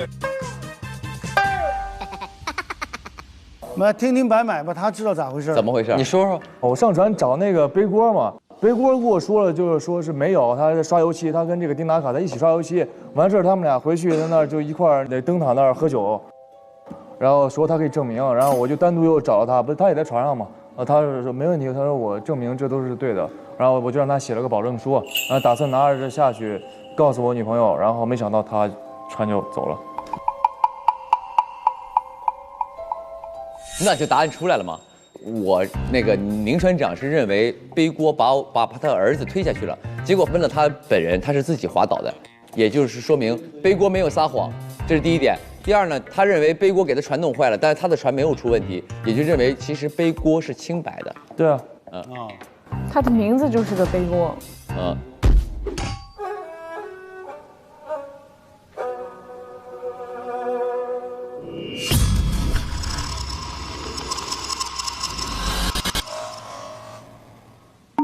到现在都没盘到杀人动机呢。所以我们每一个人都跟死者有关系。那么谁会狠毒、歹毒到想要杀掉他呢？因为他希望你们4个其中一个人消失。他为什么会希望他小时候这么亲近的人消失？你想，亲生的父亲、亲生的姐姐、收养的一家人，他为什么会希望你们其中一个人消失？你们这中间发生什么事情，很值得思考。肯定你们收养的时候虐待他了嘛？啊！今天就他俩之间了。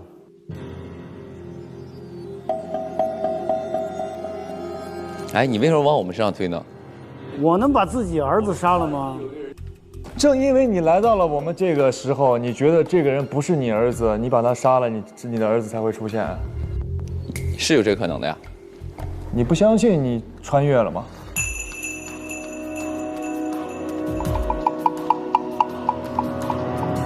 接下来将进入 X 确认环节。我要戴上眼镜儿。小杀手，小 X 男。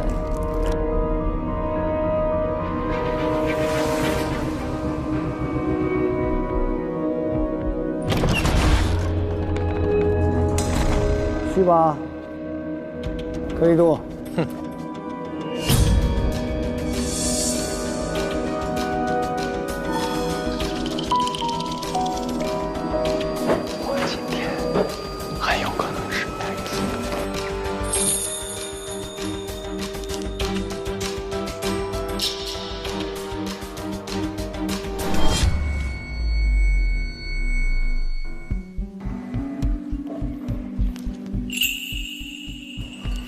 今天这个凶手是个糊涂蛋啊！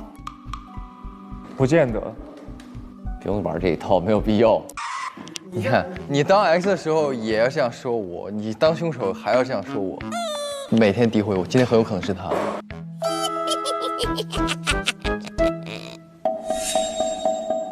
哎，受不了了！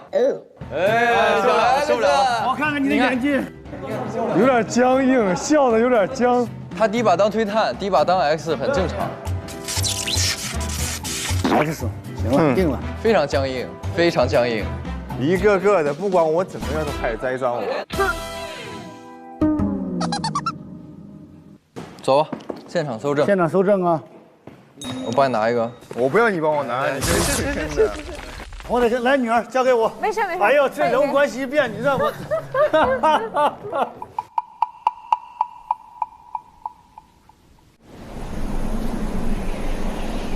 刚跟女儿相认，突然冒出来俩女婿，一会儿可能会有3个。跟我没有关系，大王哥。图他啥也不知道的。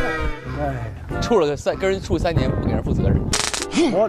我求婚，他不同意，他要跟你走。原来是他的问题。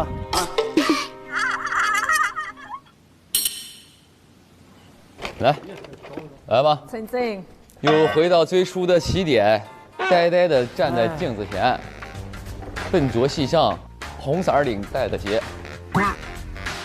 推探，我们现在要干什么啊？我们得把这个箱子给解开来。哦，对，应该是代表我们6个人各解1个吧，然后每个是3位数数字的。我们假设这死者就是咱小时候接触过的这小孩，那么他这么爱我们6个人，这6个密码他设的肯定跟我们6个人有关系。我们得把这箱子打开来。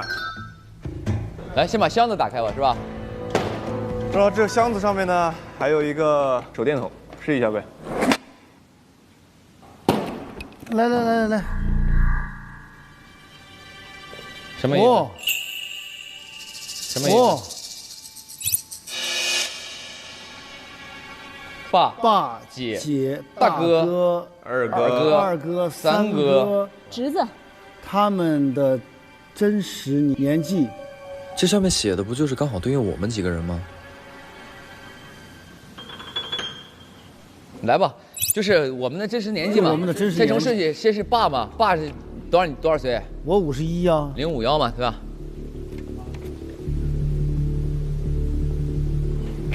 开了吗？哎，没开了，没开了啊。051不对吗501，哎，不对吗？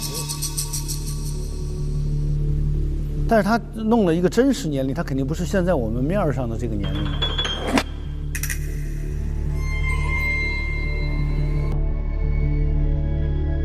哎，你少算8年，你应该多算8年。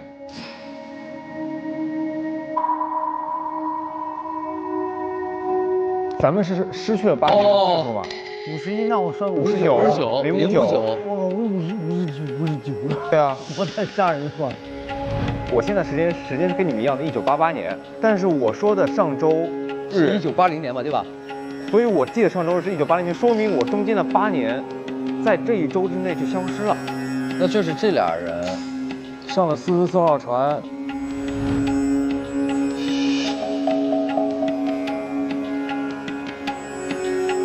哎，开了059对了。 059嘛，第二个是25，姐是吧25， 25。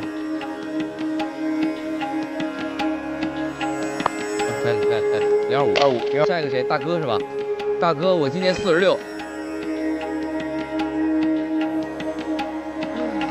就是46啊。是46。二哥是谁呀35。 35。好，来下一个谁呢？三哥三哥30。那我就是18加上8，我26。 026。哦，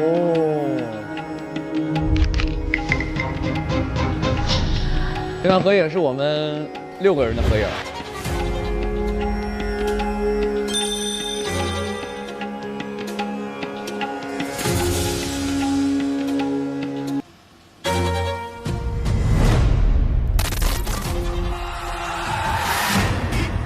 哎呦，别打哟！哎呦，别打哟！哎呦，别打哟！对，我各位老师们，对不起。来人了，这个来，别走！天哪！怎么样？什么造型？还说你们两个没关系啊？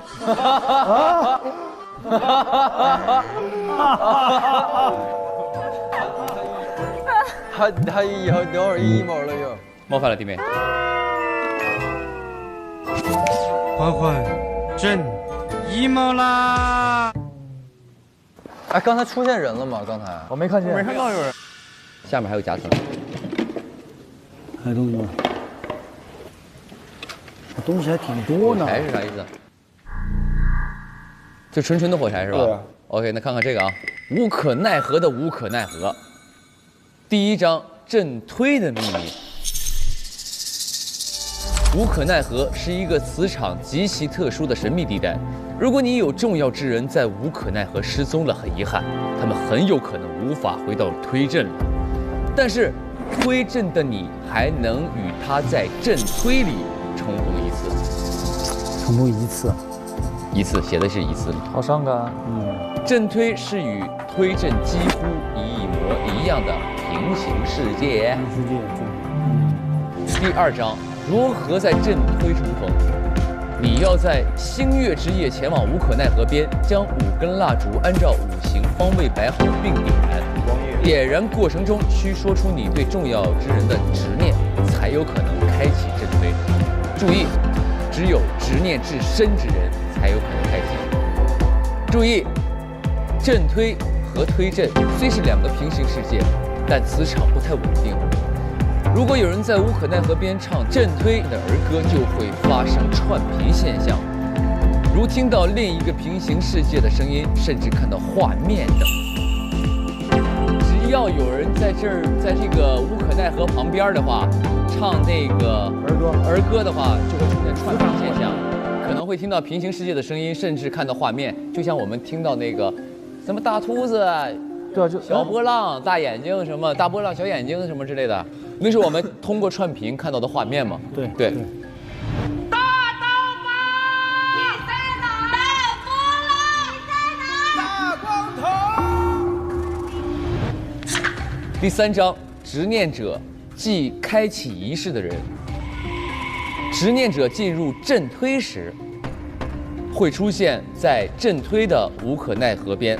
注意，在5根蜡烛点燃的过程中，仪式方圆50米之内的人都会进入震推。也就是打个比方，50米，我做这个仪式，我周围这50米都会跟我一块进来。哦。失踪者，即失踪的人，在执念者开启仪式后，所有在无可奈何意外失踪的失踪者都会进入震推。那咱们现在在这儿是这个，就是其实我们都是失踪者，有个人把我们都召集进来了。我的那个女孩，跟我的表哥突然不见了。我爸爸是上周日突然失踪了，我儿子消失了。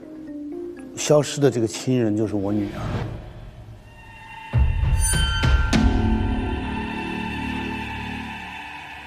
有人做了个法，有人做法了。对。那我们现在在谁的世界？那就是凶手的世界嘛，对吧？啊，谁做的这个仪式就在谁的世界里嘛。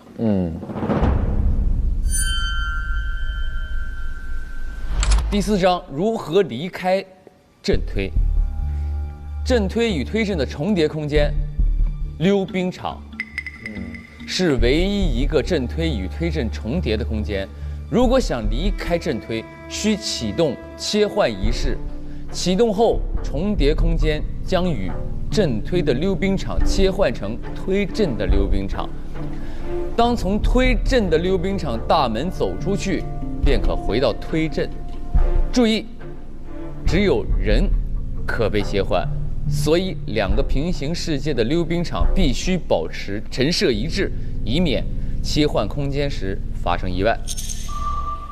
陈设一致。我俩刚才你都拆了你。没事，能装回去。没事。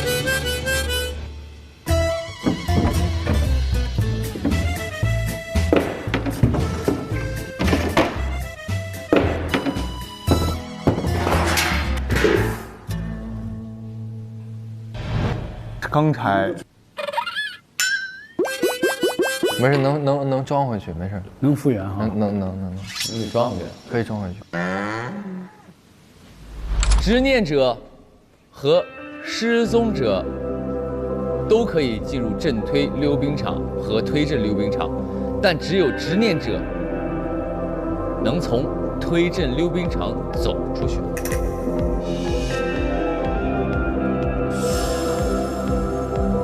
打个比方，现在我们是在震推，我们都可以回到推震，对，这是第一点。但只有执念者，就是执行仪式的那个人，可以从这个门走出去。那要是被不小心带进来的人呢？那我就是以同样的设定，你说只有施法者才能走出去。重叠空间切换仪式，请前往推好溜冰场，仔细在柱子上寻找仪式的详细步骤。注意。举行仪式前，仪式参与者需提前准备好金、木、水、火、土5种元素属相的物品。那个包，托尼的那个包。对。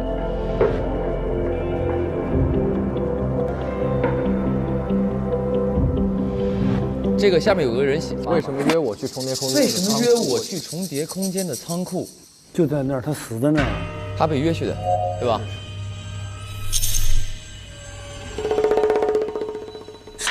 第5章，震推的反噬与伤害。第一，永远循环。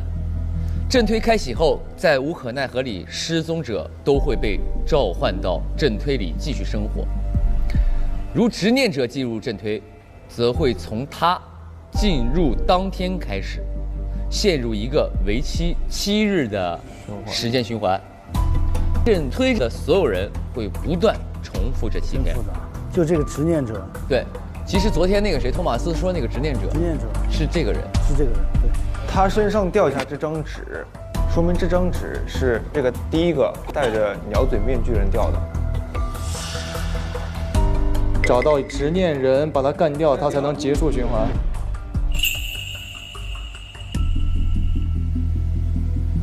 2灰飞烟灭。从推阵进入阵推的执念者必须在28天内离开，即第4个循环的结束前。第4个循环啊，其实就是今天，周末了。因为上次那个谁说了，第4次，我已经第4次经历这个了。4、7、28嘛。哦，对对对对。当我看到就是刚才那个符号的时候，如同打开了一个开关一样，所有记忆全部涌入。我突然意识到，我所有的经历都在循环，这已经是我第4次循环。否则，将再也无法离开，并在49天后，即第7个循环结束，灰飞烟灭，相当于在阵推阵里彻底死去。如果在阵推内死亡，则永远消失，不会在循环中重新复活。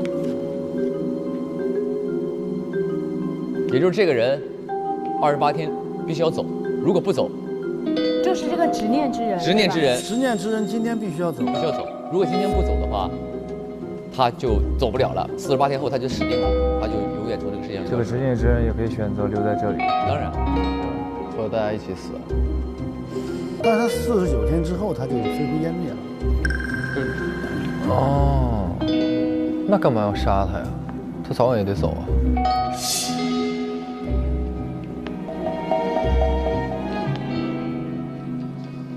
那这死者，如果他在这儿，要不他是执念者，要不他是在无可奈何上失踪的人嘛，被召唤回来，就是2个点嘛。啊，对对对。有没有可能在他的那个世界里，其实我们每个人身上的故事都在他身上发生了一遍，身边没有亲人了？哦，你说的也有道理，就我们都跟他有关，所以才会有那幅画。但是我们在他的世界里已经消失了。对，全都消失，所以说才举行那个仪式。等一下，这个看啊，他这个照片上有个日期嘛？对，1980年1月份，2月份我们就都消失了。对。在80年的时候，他遭遇了我们的这个有可能消失。对，在88年的时候，他遭遇了你们的消失。是，所以是3条船，3个时空。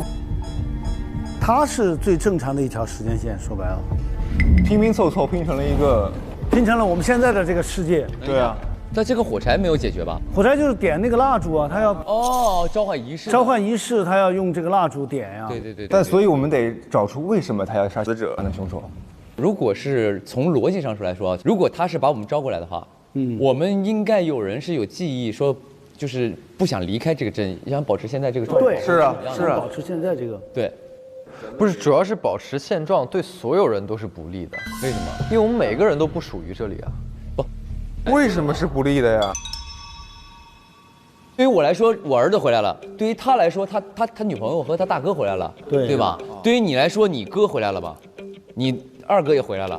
对于我来说，我女儿回来，我跟我女儿。对你的执念是你女儿嘛？你女儿回来了吗？但是我们得搞清楚凶手为什么要杀他，这个很关键。咱们推的是杀他的凶手啊。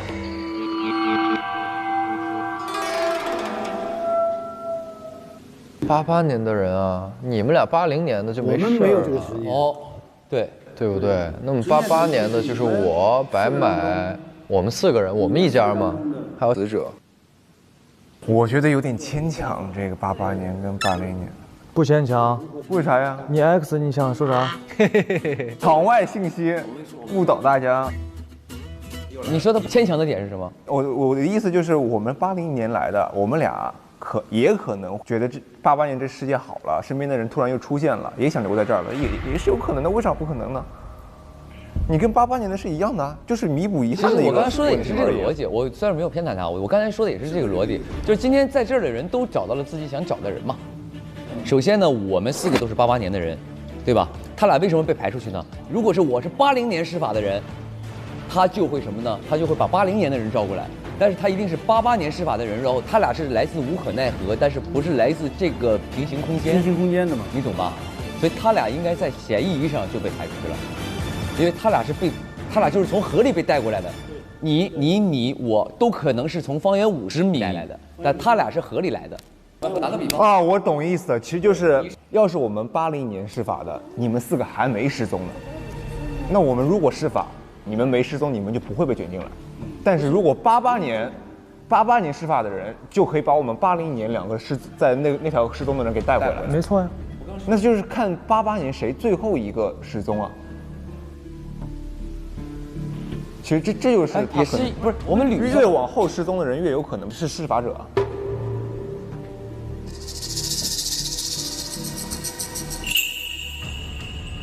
还有一个就是凶手的作案手法，切换的一瞬间，跨越时空来杀你。他是从另外一个时空杀了这个时空的人。这么酷！哇，这个太吓人了，这个想象力真的。进来了之后，整死再走。对，你看，哎，他这句话很重要。为什么约我去重叠空间的仓库？就那会儿正好是重叠空间，约他是正好是在转换的时候，因为只有转换的时候才是重叠空间。那这样的话，有没有可能死者不是在这儿死的呢？因为没有凶器啊。有可能啊，在那边死完之后转过来了吗？对啊。你的意思是死者在那个推阵被杀了，然后转到阵推来的？哎。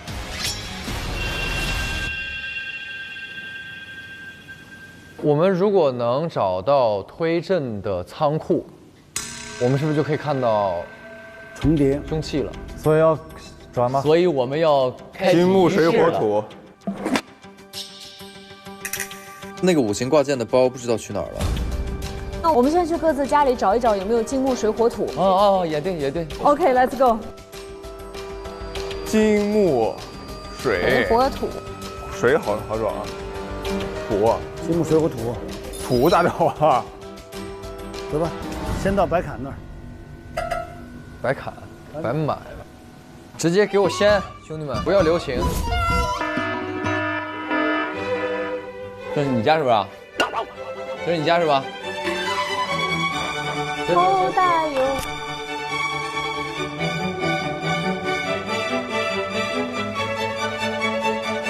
那你怎么马上找到这个？这我的斧子呀！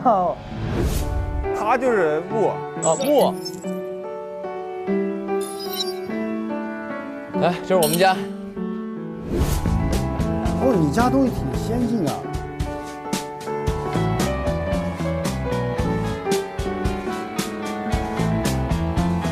这不水吗？对，这水我来拿就拿这个。你把我那花盆拿着。那么接下来我们来到了八姐家。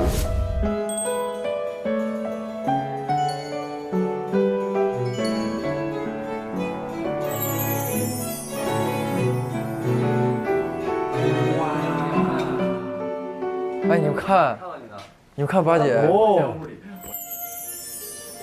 你还有这么奔放的照片？哎，我对我女儿也不太了解。谁还没有狂野的时候呢？是吧？烈焰红唇的，是不是？来，我们找找他的，我们还得找。你叫喊你呢，喊你呢。你确定这是你的衣服吗？那应该是我的。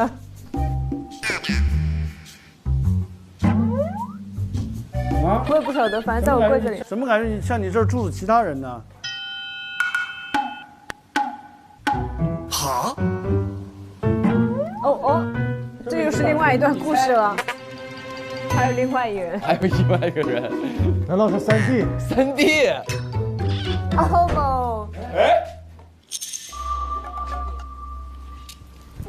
金算盘。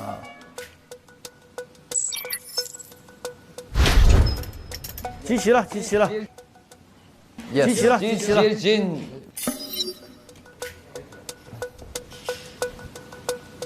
哎，然后刚刚说墙壁上有那个是吧？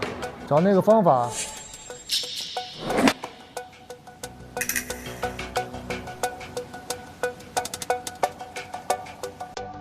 肉眼看不见，肉眼看不见，肯定是要照的。写上面了。等一下。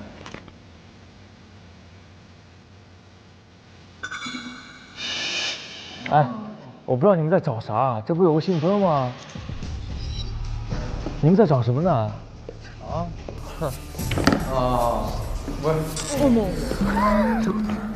我真是服了我。这眼睛可以呀、我服了。你不早点出手，我实在看不下去了，我。才对。切换仪式，按序操作后，可以将重叠空间溜冰场范围从推正切换至正推，或者从正推切换至推正。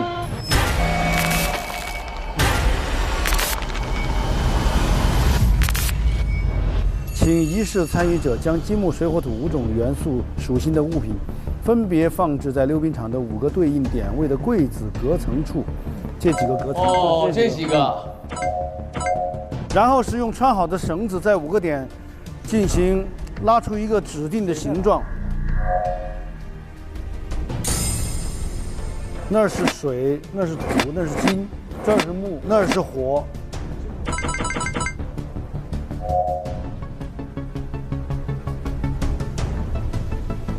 哎，亮了，亮了，亮了，亮灯了。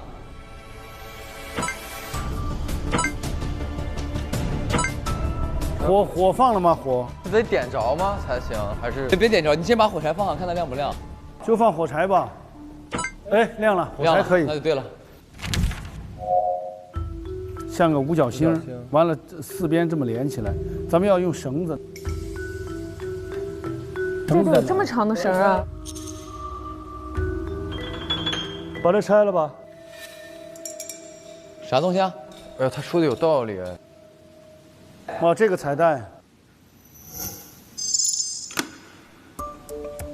那是人家固定好了已经。这个是可以的，这个也是可以的。哦，这，毛线啊！哦，这这么多毛线，搞个毛线。找一个好看的，找个红的吧。咱们5个站好了，让哥从哪个头起就给我们吧。对，来，你先指挥我。水，那你先站那边来，这儿。老白，你得站一个角了。你说我站，那就先到木来。Go。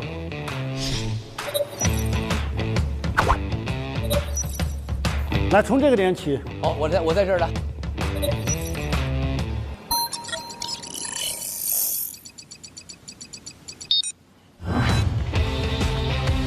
来，啊，你拉着。好。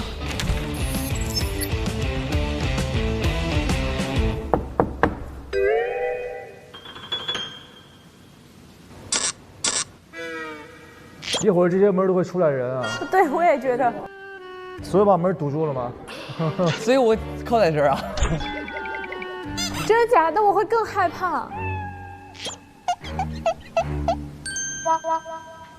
来，你拉着水，对。来，你再吐啊。来，拿住。这个到火。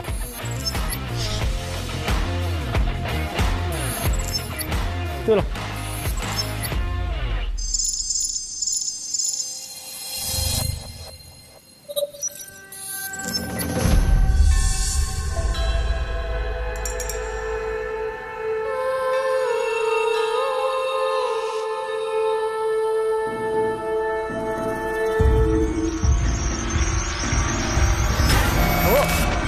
这什么东西？呀，掉了！房顶。这什么东西？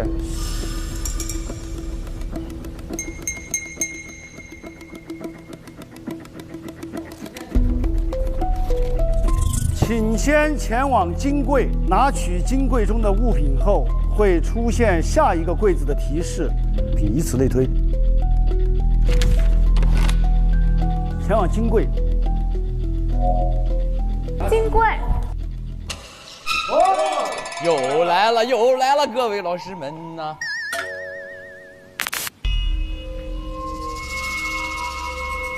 等一下，电铃，退。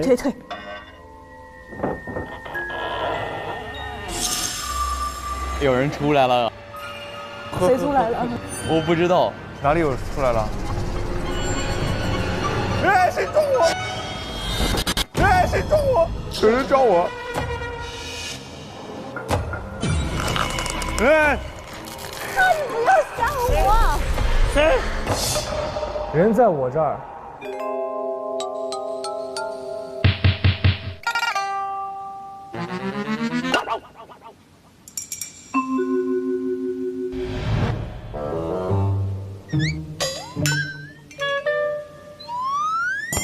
哎，谁在拍我啊？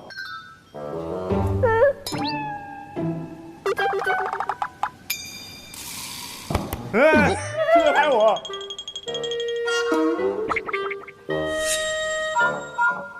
哎，谁撞我？哎，谁撞我？啊，你不要吓我！有人撞我！你在干嘛？谁？迅哥是。我跟你讲，这样式，你只要说一声谁要碰我，我给他个右勾拳，他就不敢碰你了。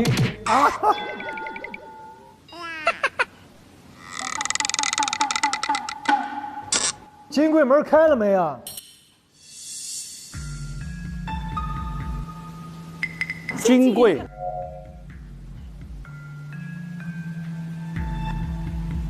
哦，开了。哦，底下有字。木。金完了是木，我的天哪，我们不应该离开这儿了。哎，木在我那儿，我怎么过来？你过来干啥？我以为金柜门开了。走啊！其实每个人守在自己那儿就最好。对，应该你来开。对。所以刚才就说为什么要把这个地方还原，就是为了让我们不要被绊倒。我跟你说。哦。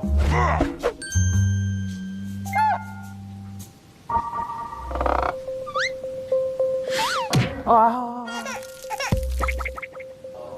哎，门开了，里边是啥？土，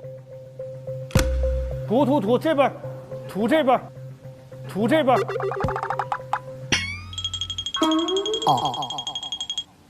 土下边，但是根本看不清楚啊。这是谁啊？我。这是谁啊？我。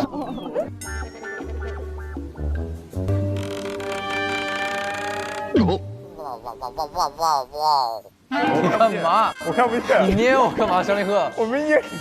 你别动。是谁啊？我，你别捏我了。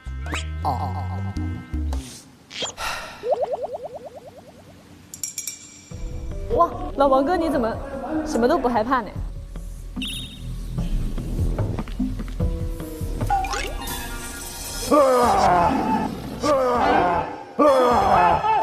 别吓我！谁啊？这个倒霉蛋儿，我跟你说，白宇能发出这个声音的一定是白。好，我找到了，开了。什么？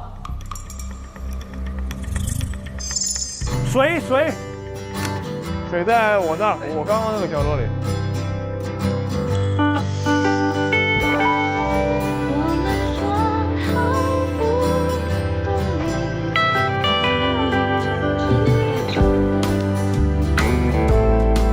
我从小胆儿就特别大，我跟你说。你胆儿特别大，你一直揪着我衣服在抖。对不起。哎，到了。火！就我那个地方了，走吧，各位老师带我去，谢谢你们了。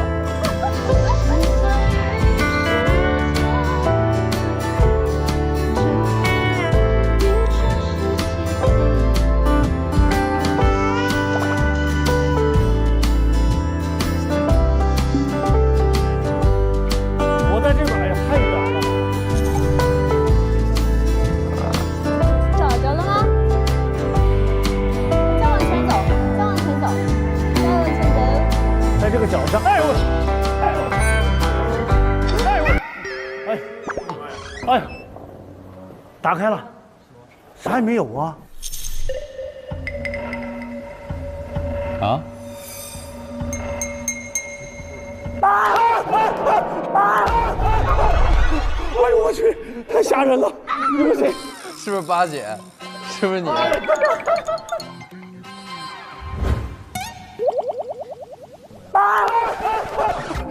呦我去，太吓人了！别吓我，真把我吓坏了。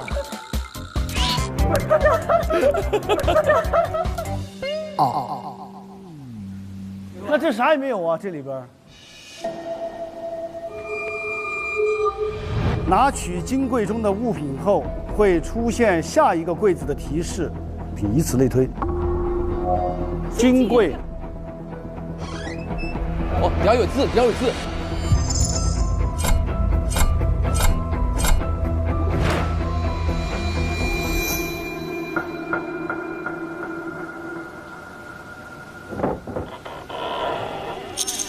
哎，等，声音响了，声音响了，声音响了。啊，迅哥，你迅哥吧。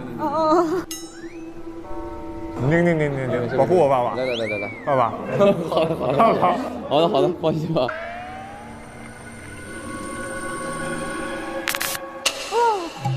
什么东西啊？刚才里边什么都没有啊。这衣服是谁的？这一看女士的毛衣嘛。啊，有一个这样的盒子呢。一定是有用的。香，这啥意思？谁的衣服？每个壳子里都有2件衣服，是吗？对不起。啊？你都摸到了？真假的？哎，真的。哎，这有这个，是不是放那个香呢？补这边，这里边还有纸，将推香炉放在溜冰场前台处，把推香烛插入推香炉，用推香烛专用火柴点燃推香烛，震推变为推震。咱们现在如果把这个香点上之后，咱们就可以围岛推震2个小时。我们当时就是穿这条衣服溺水的，就在船上消失。有可能。我们要把衣服都换上。哪个柜子拿的哪件衣服，咱得按那个穿。啊？你都摆出来了啊？这咋混了呢？快来！这是一套。来，这是我那柜子哈。你们谁是金，谁是木，谁是水，谁是火，摆一下就行了。我是土，这是火的，这是火的。 2条裤子啊，我怎么？那就往我身上缠呗。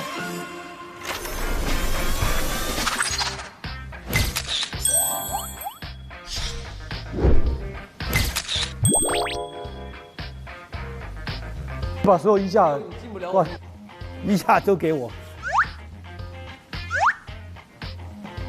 你拿衣架不行，哥，你不是说你是身为这个导购员进来的。那各位老师们，我点火了啊，咱们发射了啊，发射。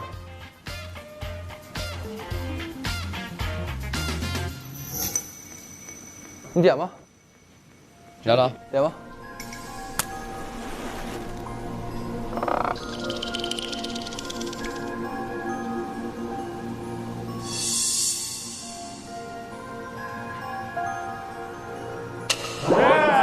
我就知道。哎呀！等会儿，没事。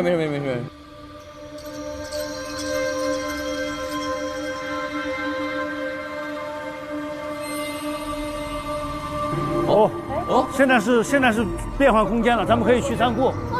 快！小心！有绳子。哎，没开啊！正在切换嘛，应该现在是。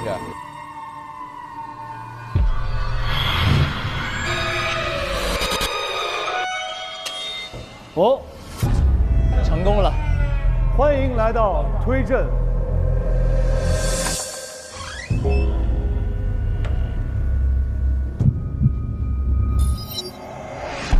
哦。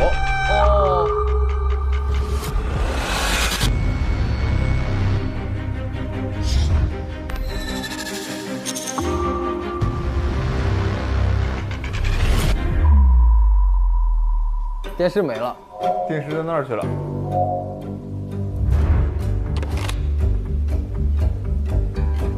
哦，这个枪在这儿啊！看见没？就这个布置好了的，这里边还有纸，钢珠装置。由于本装置冲击力巨大，有一定危险性，一旦命中人体，会造成巨大创伤，致使人体脏器受损，甚至大量出血。他这一枪直接从这个地方就打穿过来了，对吧？正常情况下会不会有子弹？钢珠啊！钢珠杀的。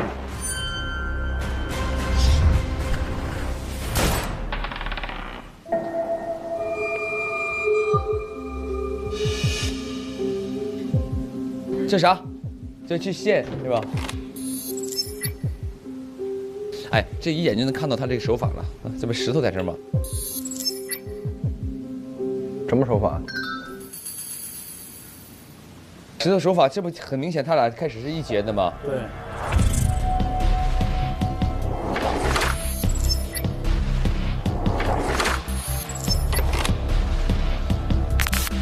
是这样的。D 为 D 嘛，他俩开始是一节的嘛。D 为 D 一弹出，给这石头，啪！哦，没错。杀手，杀手，是我。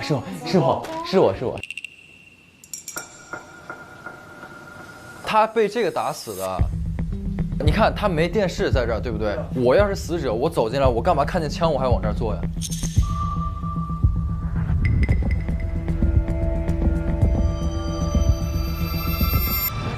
所以刚才就说为什么要把这个地方还原，就是为了让我们不要被绊倒。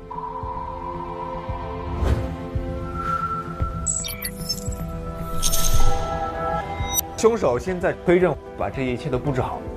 然后他回到正推，在正推把正推的房间也布置好。对。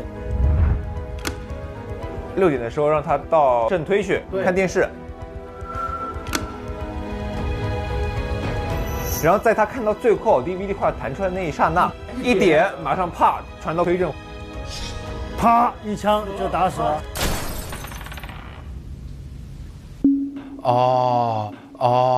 懂了。你们心里有数了吗？2位推他。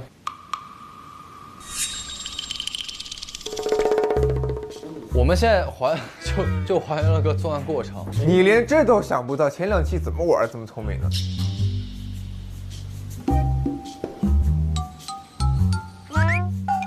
看他干嘛？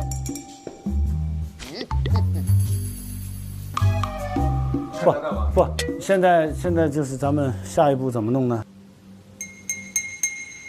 再找找这里还有什么东西呢？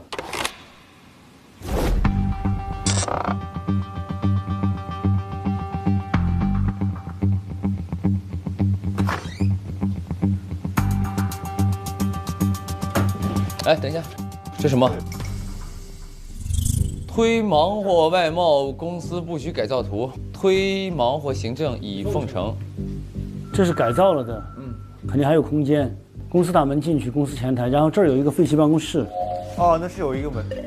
咱们是可以去那儿。没错。走吧，走。捡了。又要变灯了啊！来，哥几个。变灯了。哥几个。哎，我手抖。哦，又开始切换了。变了。火鸡煮火焰，无可奈何，永循环。OK 了。门开了。那我们现在出去我们这个事情发生的外贸公司吗？对。回到正推了。公司前台这儿。啊，这个镜子露8颗牙齿。你笑一下。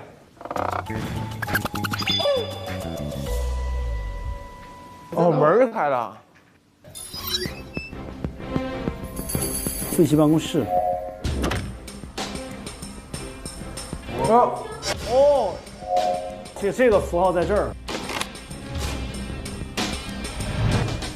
当我看到就是刚才那个符号的时候，如同打开了一个开关一样，所有记忆全部涌入。睡妻办公室。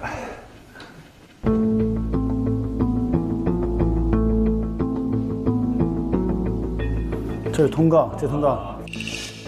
不祥之船4444号失联情况调查公示。不祥之船4444号失联情况调查公示，444号船，然后下面都被泼墨已经遮住了。4444号船在8年期间总共经历了2次失联事件。第一次失联发生在1980年2月3日周日晚上22点，第二次失联发生在1988年2月7日深夜。让我们祈祷这8年来的失联者王某、贺某、托某、白某、贾某、乙某、林某、托某、柯某能平安归来，也向失联家属巴某、张某、李某、宁某表示慰问，他们仍无法接受亲人失踪的事实，望节哀顺变。后边还有一行字啊，你竟然已经看到了这个，你一定会尽快开始仪式，我得抓紧时间了。等会儿啊，也向失联家属，咱先把这个捋一下。我们这样站着对啊，我失联，他失联。白某失联，柯某失联。啊，你是失联的。对，然后是你们是失联家属，巴某、宁某，他们俩失联家属，我们4个失联。这儿有好多这个弹珠。死者的弹珠。哦，这么多衣服。他住这儿。好可怜哦。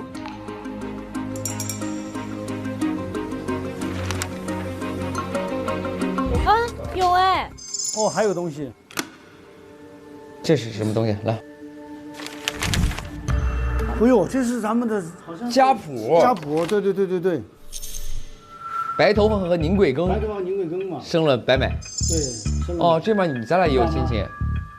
呵达和宁船长俩人生了贺克福，宁贵姓生了柯里杜和宁船长，咱俩是兄俩吗？王卷王是王传说，粉凤凰的孩子。我是粉凤凰的孩子。他和886结婚之后生了八姐。生了八姐。啊，你是他姑娘吗？对。八弟1972。咱们就全连起来了，那就没错了。因为我们是一家人，都是一家人，一家人。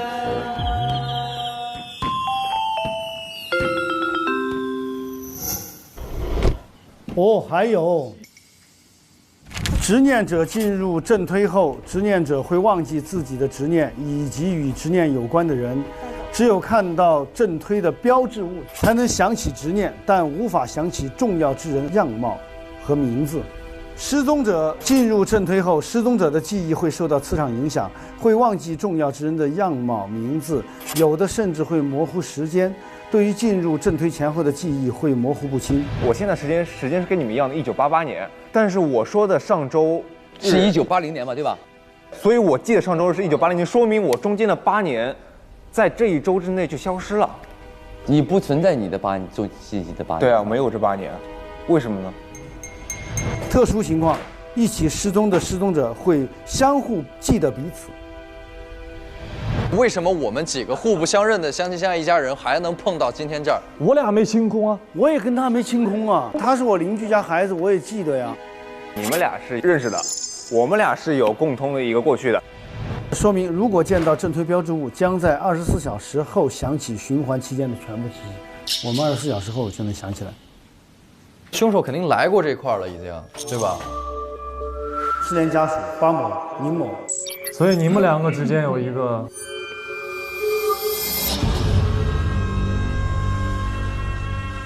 杀弟弟。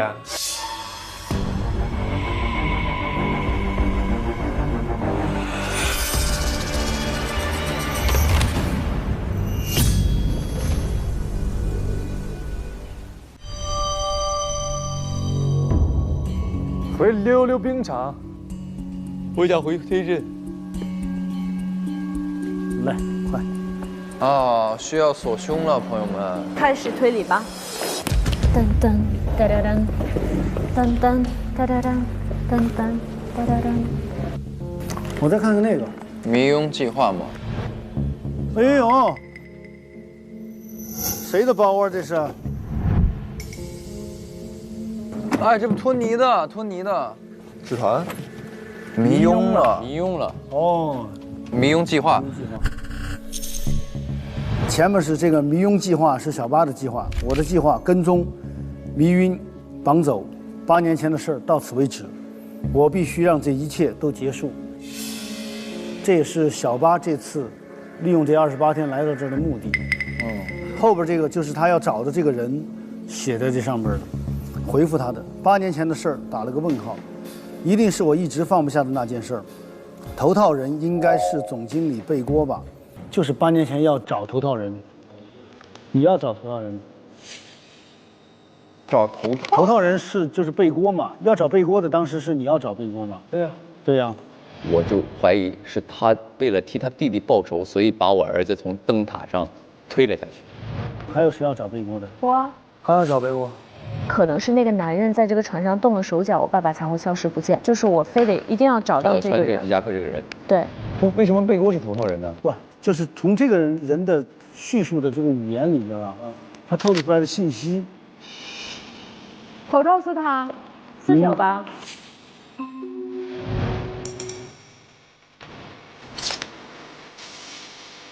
啊，有哎！哦，还有东西。这个。看的什么？这弟弟写的是吧？他说先用头套挡住脸，这样就不会被发现了。不，头套都在用，我也用过。我们当年不是我哈，是我爸，是我爸也用过。王传说，王传说杀乐爷的时候也用过那个。就这个东西是咱们这儿一脉相承的，是的，干坏事都要用啊，祖传的，干坏事都要用，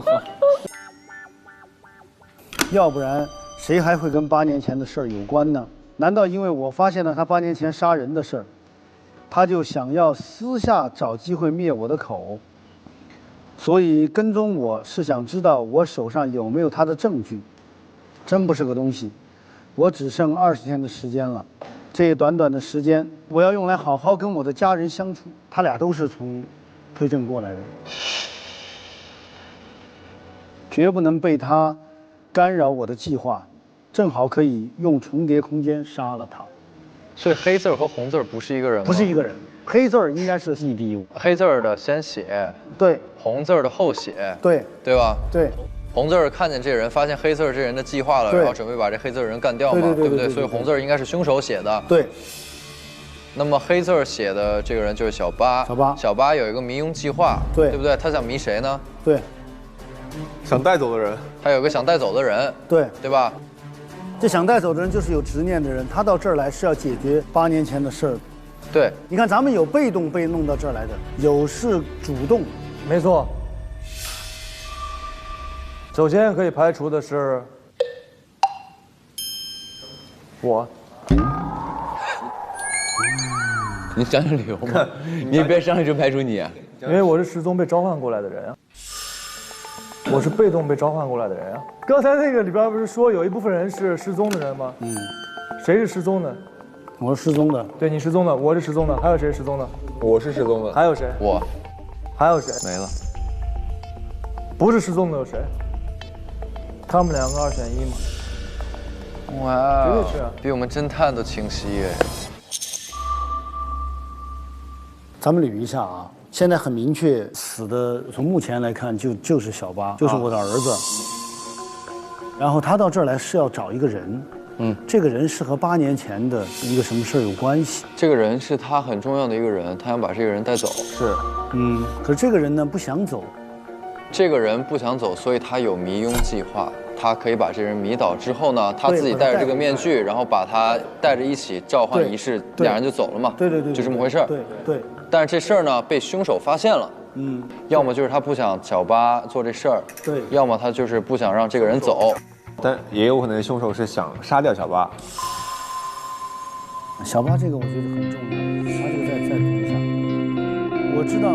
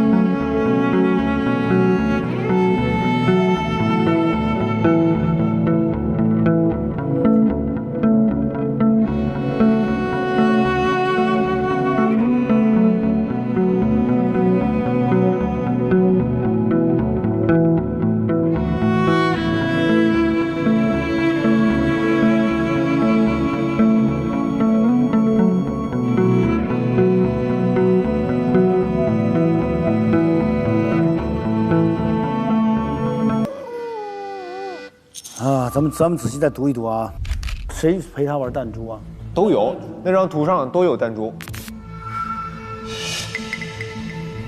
我希望能够通过这种方式吸引你的注意力，看是否有可能让你想起些什么。哦，他这个就是要找重要的人啊，找到了。对，昨天我们6个都在房间里。朝我们丢的吗？对呀，他在门口丢的吗？我们都在托马斯的办公室里，被他朝我们扔了嘛。哎哎，那有个人，门那有个人。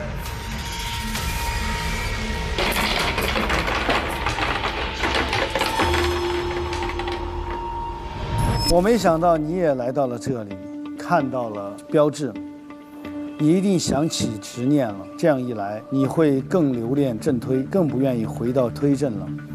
我必须启动极端的手段，就把那个他重要人要带迷晕了。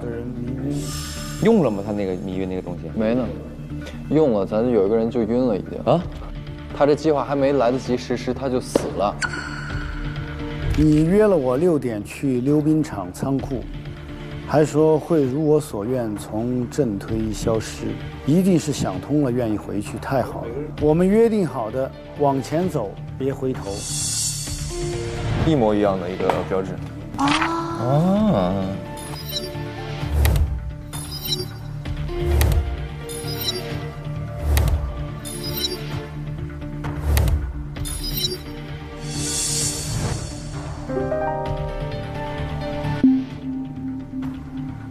应该是一个是小八，还有一个是小八要带走那个人和杀小八的人是同一个人。就是就要带他来这哥们儿的凶手吗？带他来这哥们儿就是凶手。对。带他来的显然，咱们说我不是被带来的，我是被带进来的。被招来的。对，我是被招进来的。那我也是被招来的。因为失联家属只有你和八。对啊。对吧？对，不，我们不是和小八在同一个时空。和小八在同一个时空只有他俩，那么现在说白了，凶手就在你俩之间。我半个小时前就说了这个话了，你们给我一顿卷。别着急，你脑子快，我们脑子慢。他其实就凭这一点就排除了他们2个人的那个嫌疑嘛。对。他们到了这个啊，通了，通了，通了，啥通了？因为到了这个空间，你就会遗忘。对呀，他做了那个法事之后，来到这个空间，所以他忘掉了他应该认识的那个人，直到他看了那个之后才会想起来。宁8就泰坦尼克在一个世界嘛？对，重点是咱们2个世界的人都相互认识，他们俩为什么不认识？重点在这儿啊！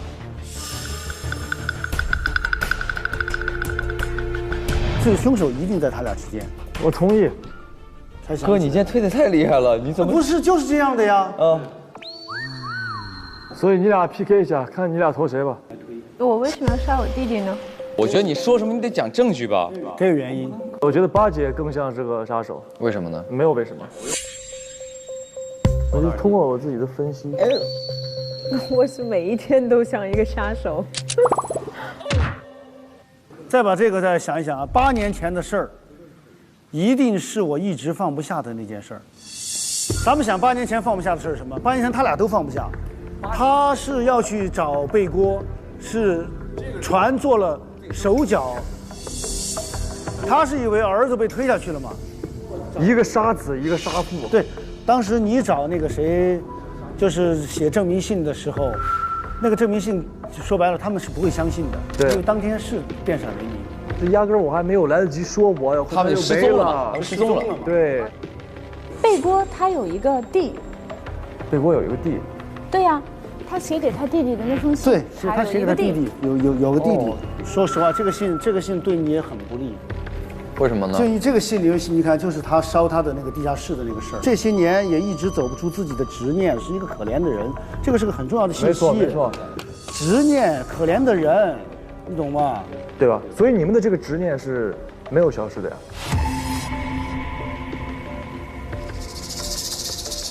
所以他杀他不一定是在认识的情况下杀的。对，因为死者是戴着面具的嘛。对，因为死者是戴着这个面具，所以姐姐误以为戴着，因为他这里边很重要的一句词儿是什么？是头套人应该是总经理贝锅，所以他一直以为他约的这个人，他不知道那是小八，是他弟弟，所以他把他约来之后，杀完了之后，可能到现在他才知道那是他弟弟。有道理。哇，有道理，强，非常有道理。你一直觉得有人跟踪你，完了有人要迷晕你。所以有人要跟踪我，要迷晕我人是1923年的贺少帅。不是，在这个年代没有人要迷晕我。咱们就从这个，因为我觉得这个是最关键的。对。难道因为我发现8年前他杀人的事儿，他就想要私下找机会灭我的口？所以因为他有这个，所以他就有杀人动机。你要灭我，我必须弄你。对。所以跟踪我是想知道我手上有没有他的证据，这全是他的那个逻辑。真不是个东西，这从这个口气也像是女孩的口气，一般男孩不会说真不是个东西。我是这个真的是一个，虽然是我女儿，但是我就是分析。对，分析的非常好。不可能。我只剩20天的时间了，这短短的时间我要用来好好跟我家人相处。他俩谁想跟家人相处？他的面儿更大，因为在这儿有我们仨呢，他儿也在，他俩弟也在。是，咱家齐了。但是48年后，如果我是凶手，我就灰飞烟灭了。对啊，你愿意跟我们一起死吗？因为我们都是你们不死，你们为什么会死？我知道嘛，因为你回到现实，你也就跟我们再接触不到了。你希望用最后的时间来，就是因为能跟我们一起生活最后48天嘛。哎呀，反正从面上来说，我觉得你的面儿大。咱讲证据嘛，我觉得是讲证据。对，讲证据。就是现在其实完全是通过证据，因为这是我女儿，我是怎么都不会想着她会去杀她弟弟的。但他是杀他弟弟就是误杀。对，因为他弟弟戴着面具呢，所以他就以为是那个谁。对，贝锅，以为是贝锅，他俩都有这个可能，因为俩都恨贝锅。我是找到了呀。你儿子是在这儿找到的呀？对呀。你在现实世界是找不着的呀。他是我儿子，是不是？对。如果我儿子找到了，我还会认为那个人是凶手吗？对，他也是相同的，他找到他爸了。你这个事儿还可以是往哪儿想的？你的儿子是好的，但是我们还有那么多人失踪，是不是贝锅杀的？他也是找到我，因为你恢复所有的记忆嘛，你都知道了。你怎么能证明我恢复了记忆呢？就是因为你看了嘛，你什么知道我看了呢？问题杀手一定看了。是的，对吧？哎呦，这个，我觉得今天他们都知道的比我多了。总结一下对他，我已经被搞懵了。你 X， 你总结，我听你的。所以你觉得是谁？我本来觉得你是你的，你现在觉得是谁？现在我觉得也是跟着你们走，他们俩中间一个。你觉得谁更像？不一样。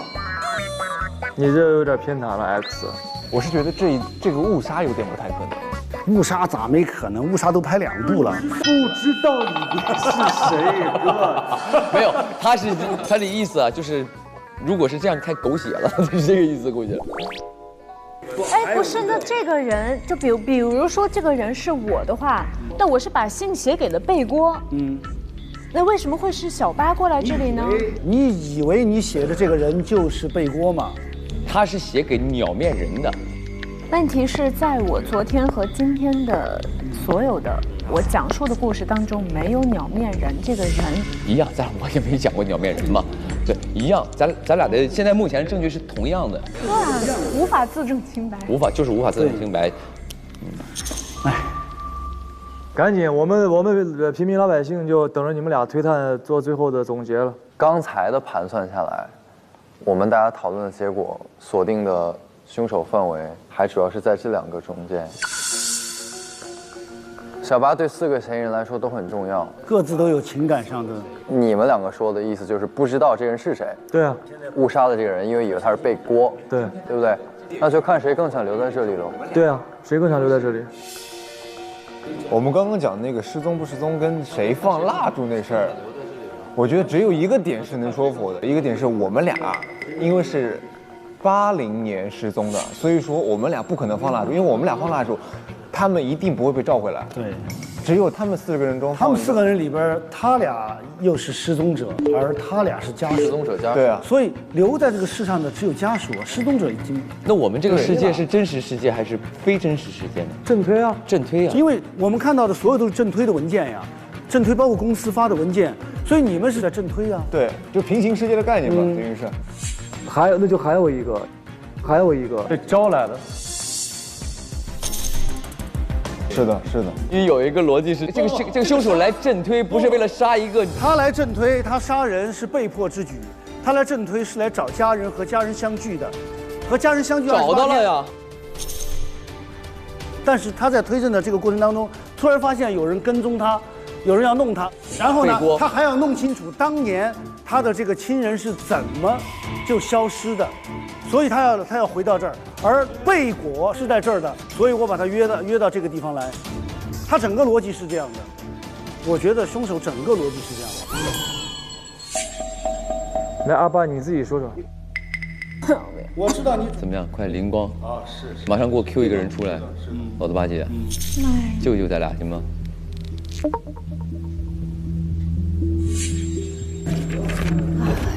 离谱！你看啊，职业习惯影响了一些你的生活习惯，还斤斤计较，这个是也挺关键一个。那八姐斤斤计较，她斤斤计较，她会计啊。对啊。好，怪我了是吧？好。首先，你们2个都对背锅有仇。对，你们来到这儿之后，发现这个背锅在这儿，我是不是现在把这个哥们儿给解决了，也许就会扭转那边的时空？那你又说这个人不想回去，你又说我想在这儿跟你们团聚，然后你又说我弄完之后我要扭转回去。反正不管怎么样，这个人是你的仇人，你们俩就觉得是要干掉他。打个比方，我就说如果我是认为我儿子是被背锅搞死了，那我来了之后我见到我儿子了。对呀，你忘了这是你儿，你一到这儿你都忘了，你还找到你儿子，你根本就没找到。只有看到符号之后，只有看到符号你才想起。打个比方，我来的目的就是要找符号，可是你看看小八都是找到第26天才找到符号，有没有可能这个符号我们从昨天就有人看到了嘛？凶手肯定是早就看到了，记忆恢复了。对，但是已经杀了，没办法了。这个已经很清楚了，这个。我理一下，总结一下，因为我们该聊的，我觉得你不要笑，你怎么一直在笑？你说，你先没事，你要想说，你想说吗？你说嘛。但是我都不知道说什么。现在今天为什么？今天为什么？你平时每次都有灵光一现的时候。真的，你会进入一个自证怪圈。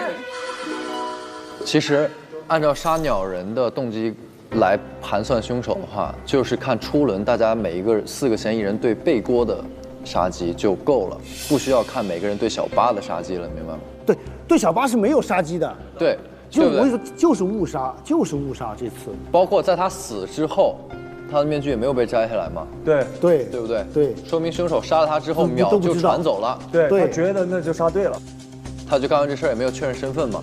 但这是我女儿，我不投她。那投票吧。推探得给点意见。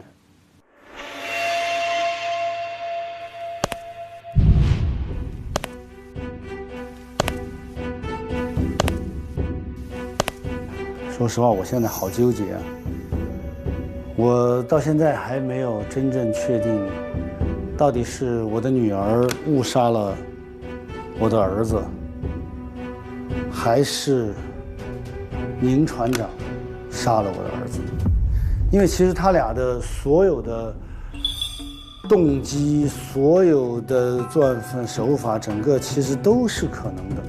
我刚才脑子里边反复就把小八写的那封信，他把他忘了，他记录的那个文字的情景，我就在脑子里边去过。这个话跟他姐好像挺合适的，但是在我走了之后，宁船长等于是他的养父啊，其实也挺合适的。还有一个最关键点就是，作为一个船长，他也必须是这个有斤斤计较的一面。唉，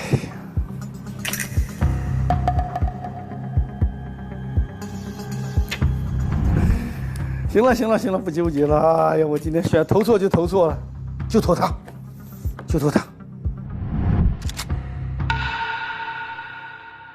好了，小八，你会沉冤昭雪的啊，拜拜。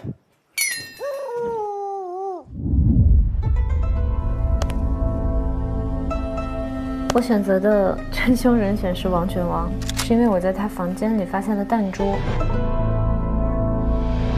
这个老朋友他又说他喜欢玩弹珠，说你喜欢陪着我玩弹珠啊。我觉得这个人选，其实我现在还是有些存疑。哎，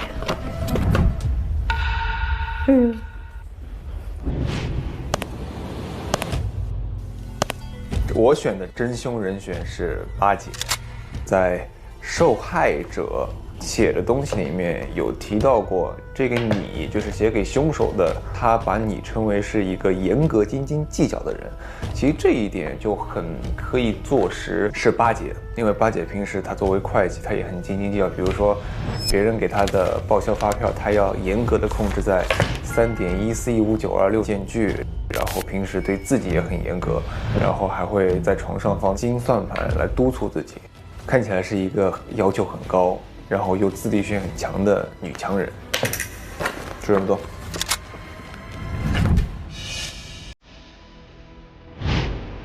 今天投的真凶人选是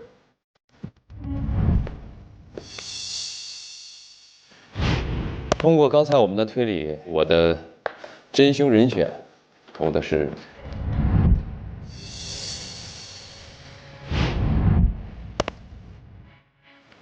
今天的真凶人选是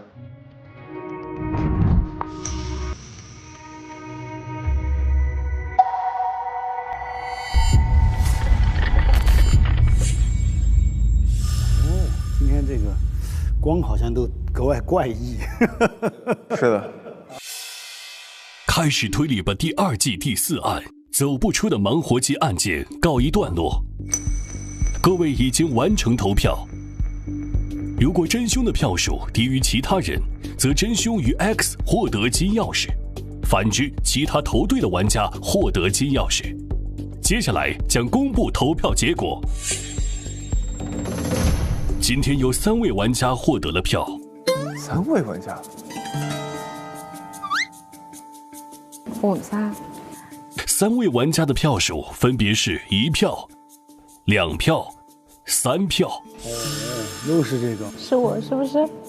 而且有一位玩家在投票时临时改了票啊！在改票之前，最高票数的人是不一样的。哦，也就有一个人犹豫了左右嘛，左这边就是3，右就是那边3嘛。完了，感觉要出事儿。完了，要出事儿。改票的玩家就是哦，要说出来。王卷王，请王卷王来宣布，他将票由谁改成了谁。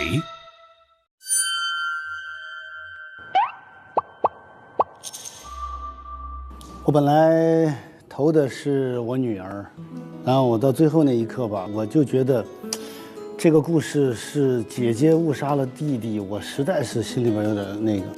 再加上今天我就是对宁船长的整个观察以及比较，但到最后那一刻呢，我说没事儿，哎呀，哪怕我投错了，但是我真的今天其实有这么一段父女情，我觉得是特别特别好的。之前的我的内容当中。有女儿突然跳出来吓我一下，今天她就突然跳出来吓我一下。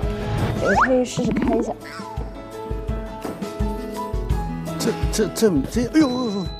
哎呦，哎呦，吓我一跳！哎呦我去，太吓人了！你是谁？是不是八姐？是不是你？但是我就觉得。还挺幸福，我就最后改票都给了宁船长，就这么简单，投错了可能。哥，你也有执念，你执念太深了。嗯，我替你照顾了2个孩子8年了。是，好吧，好，我错了。所以本次票数最高的嫌疑人就是宁船长。那么宁船长究竟是不是真凶呢？在宣布真凶之前，我先宣布，本案存在 X 就是贺克福。哦，是你啊！哎呦，说，哎，不是说是他吗？我俩一直以为是他呢。哎呀，真是。哎呀，我今天玩的不错呀。这个 X 压力太大了。所以你今天看到自己是 X 的时候是什么心情？我没控制好，我转身太快了。他那一下，我这脸部肌肉，对，很僵硬，那出来的时候。我叫他给我对个眼神，绷着劲儿就走了。对，我脸部肌肉都没放松下来，我就回去了。所以说，当 X 的时候一定要谈口菜，放松一下再走出来。那个挺难的，我跟你说有。好难，真的很难，越想控制越难。它是 X 的干扰因素，最大的干扰因素。我告诉你，他就是欺负你，他欺负小孩。我是 X 杀手吗？难道？觉得没身份，其实放松玩还挺好的。你就可以沉浸其中嘛，你就可以去找线索什么的。但一旦你有了身份，你可能就会3心2意，然后有可能会控制不住。那么宁船长究竟是不是真凶呢？恭喜各位检举成功，真凶就是宁船长。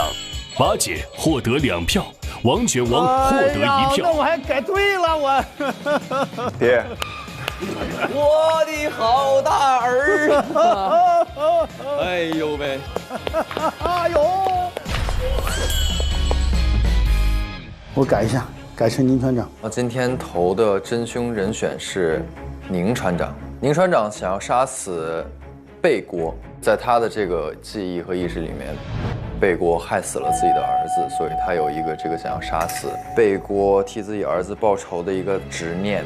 且在这一张迷晕计划上面，他看到了他认为贝锅的计划要迷晕这个人，于是他更加确切地产生了想要杀死贝锅的动机，因为同时不仅仅害死了自己的儿子贝锅，还要杀死自己。今天的真凶人选是宁船长。我选他的原因是因为他更想留在镇北，因为他的所有家人都在这里，所以他更希望留在这儿吧。投的是八姐。我选择的真凶人选是王卷王。真假的？你没想到是我，对不对？你选的是谁呀？他投的我。因为当时结束以后，我搜到了个弹珠。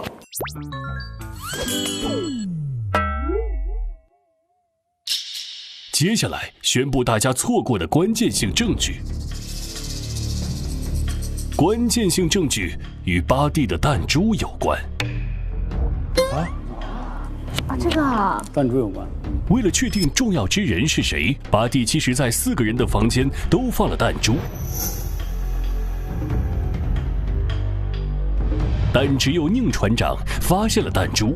可宁船长却以为扔弹珠的鸟面人是贝锅，所以他杀掉鸟面人之后，把与鸟面人相关的弹珠藏在了公司隐秘处的盆栽土里。因此，现场只有宁船长的房间没有弹珠。他把它藏起来了，我们都有，所以你搜到这个是大家都有的。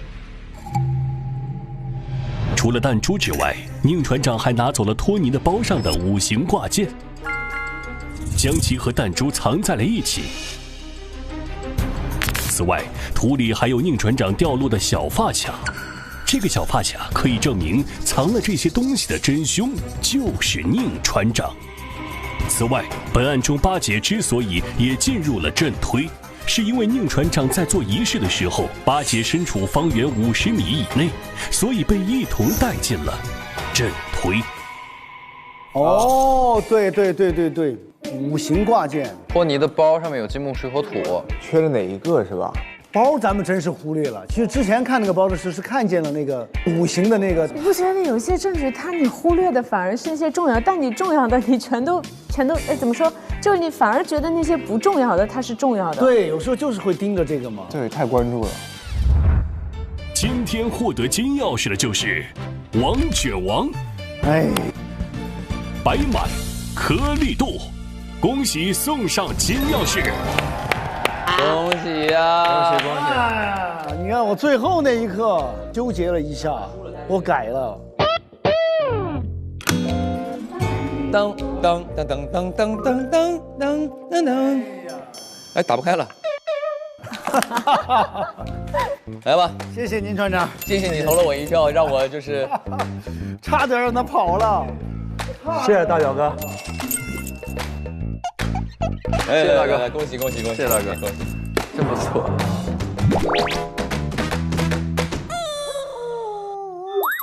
那所以这些事情是怎么连起来的呢？现在我们只是凭就是谁不是失踪的人来断定，那我和他之间不，还是执念，因为执念最强的就是你和他。他就是要弄清楚他的儿子究竟有没有被背锅推下去。他的执念就是这个东西，而且他是有想跟我待在一起的想法的。对，当他发现儿子之后，他想留在这个空间。所以那封信里面写说那个执念最长的一个，执念最长的是他，你知道吗？其实那封信也是个关键证据。我所凶的唯一就是他的家人都在这儿，家人都在，他想和家人在一起，一个都不少。对，那这个故事里面到底有多少个空间啊？就是到底是在循环还是在平行？有平行有循环。由于执念的人进来了之后，所以他开始了循环。2次船的灾难是平行的，444号前边我开的那一次，和后边公司又把444号给到一个新船上，又造成了88年的2月7号的这一次的失踪。哇！今天这个故事挺厉害的。而且我觉得玩的还挺高级，这个执念对于一个人来说真的是挺可怕的一个事儿。对，所以我真觉得这期节目挺有现实意义的，能对应到我们的生活当中，我们每个人都有，谁也别说谁没有执念，说什么事儿我都能放下，那只是可能你没有遇到真正能够戳到你的那个事儿。你看，我们是这个父女的，他那儿是和爱人之间的，你那儿是父子的。还有兄弟之间的，还有姐弟之间的，我反正挺喜欢这个故事，对吧？有的时候太追求过去的一些东西，对吧？比如说想见到一些人或者做一些事儿，对，就会让他失去现在所拥有的，而且结果未必是好的。对，是的。我一直在想，就比如说2个嫌疑比较重的，都是为了去保护自己爱的人，或者说让自己跟自己的爱人有一段相处的时间，去开启了这个潘多拉魔盒嘛。然后而且甚至是凶手他还杀掉了终结这个潘多拉魔盒的人，他想把这个潘多拉魔盒一直开启。其实这是一种很自私的行为。是的，你是得到了自己想要的人，你是让最爱的人好像在你身边过上了很幸福的生活，但是你问问他本人想要吗？他或许他本人在他的那个平行世界里，他过着很幸福的生活呢。你把他强行拉过来，那这不是一种自私是什么呢？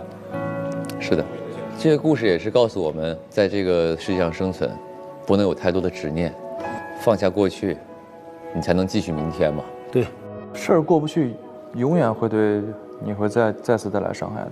对，坐上火车那句话，往前走，别回头。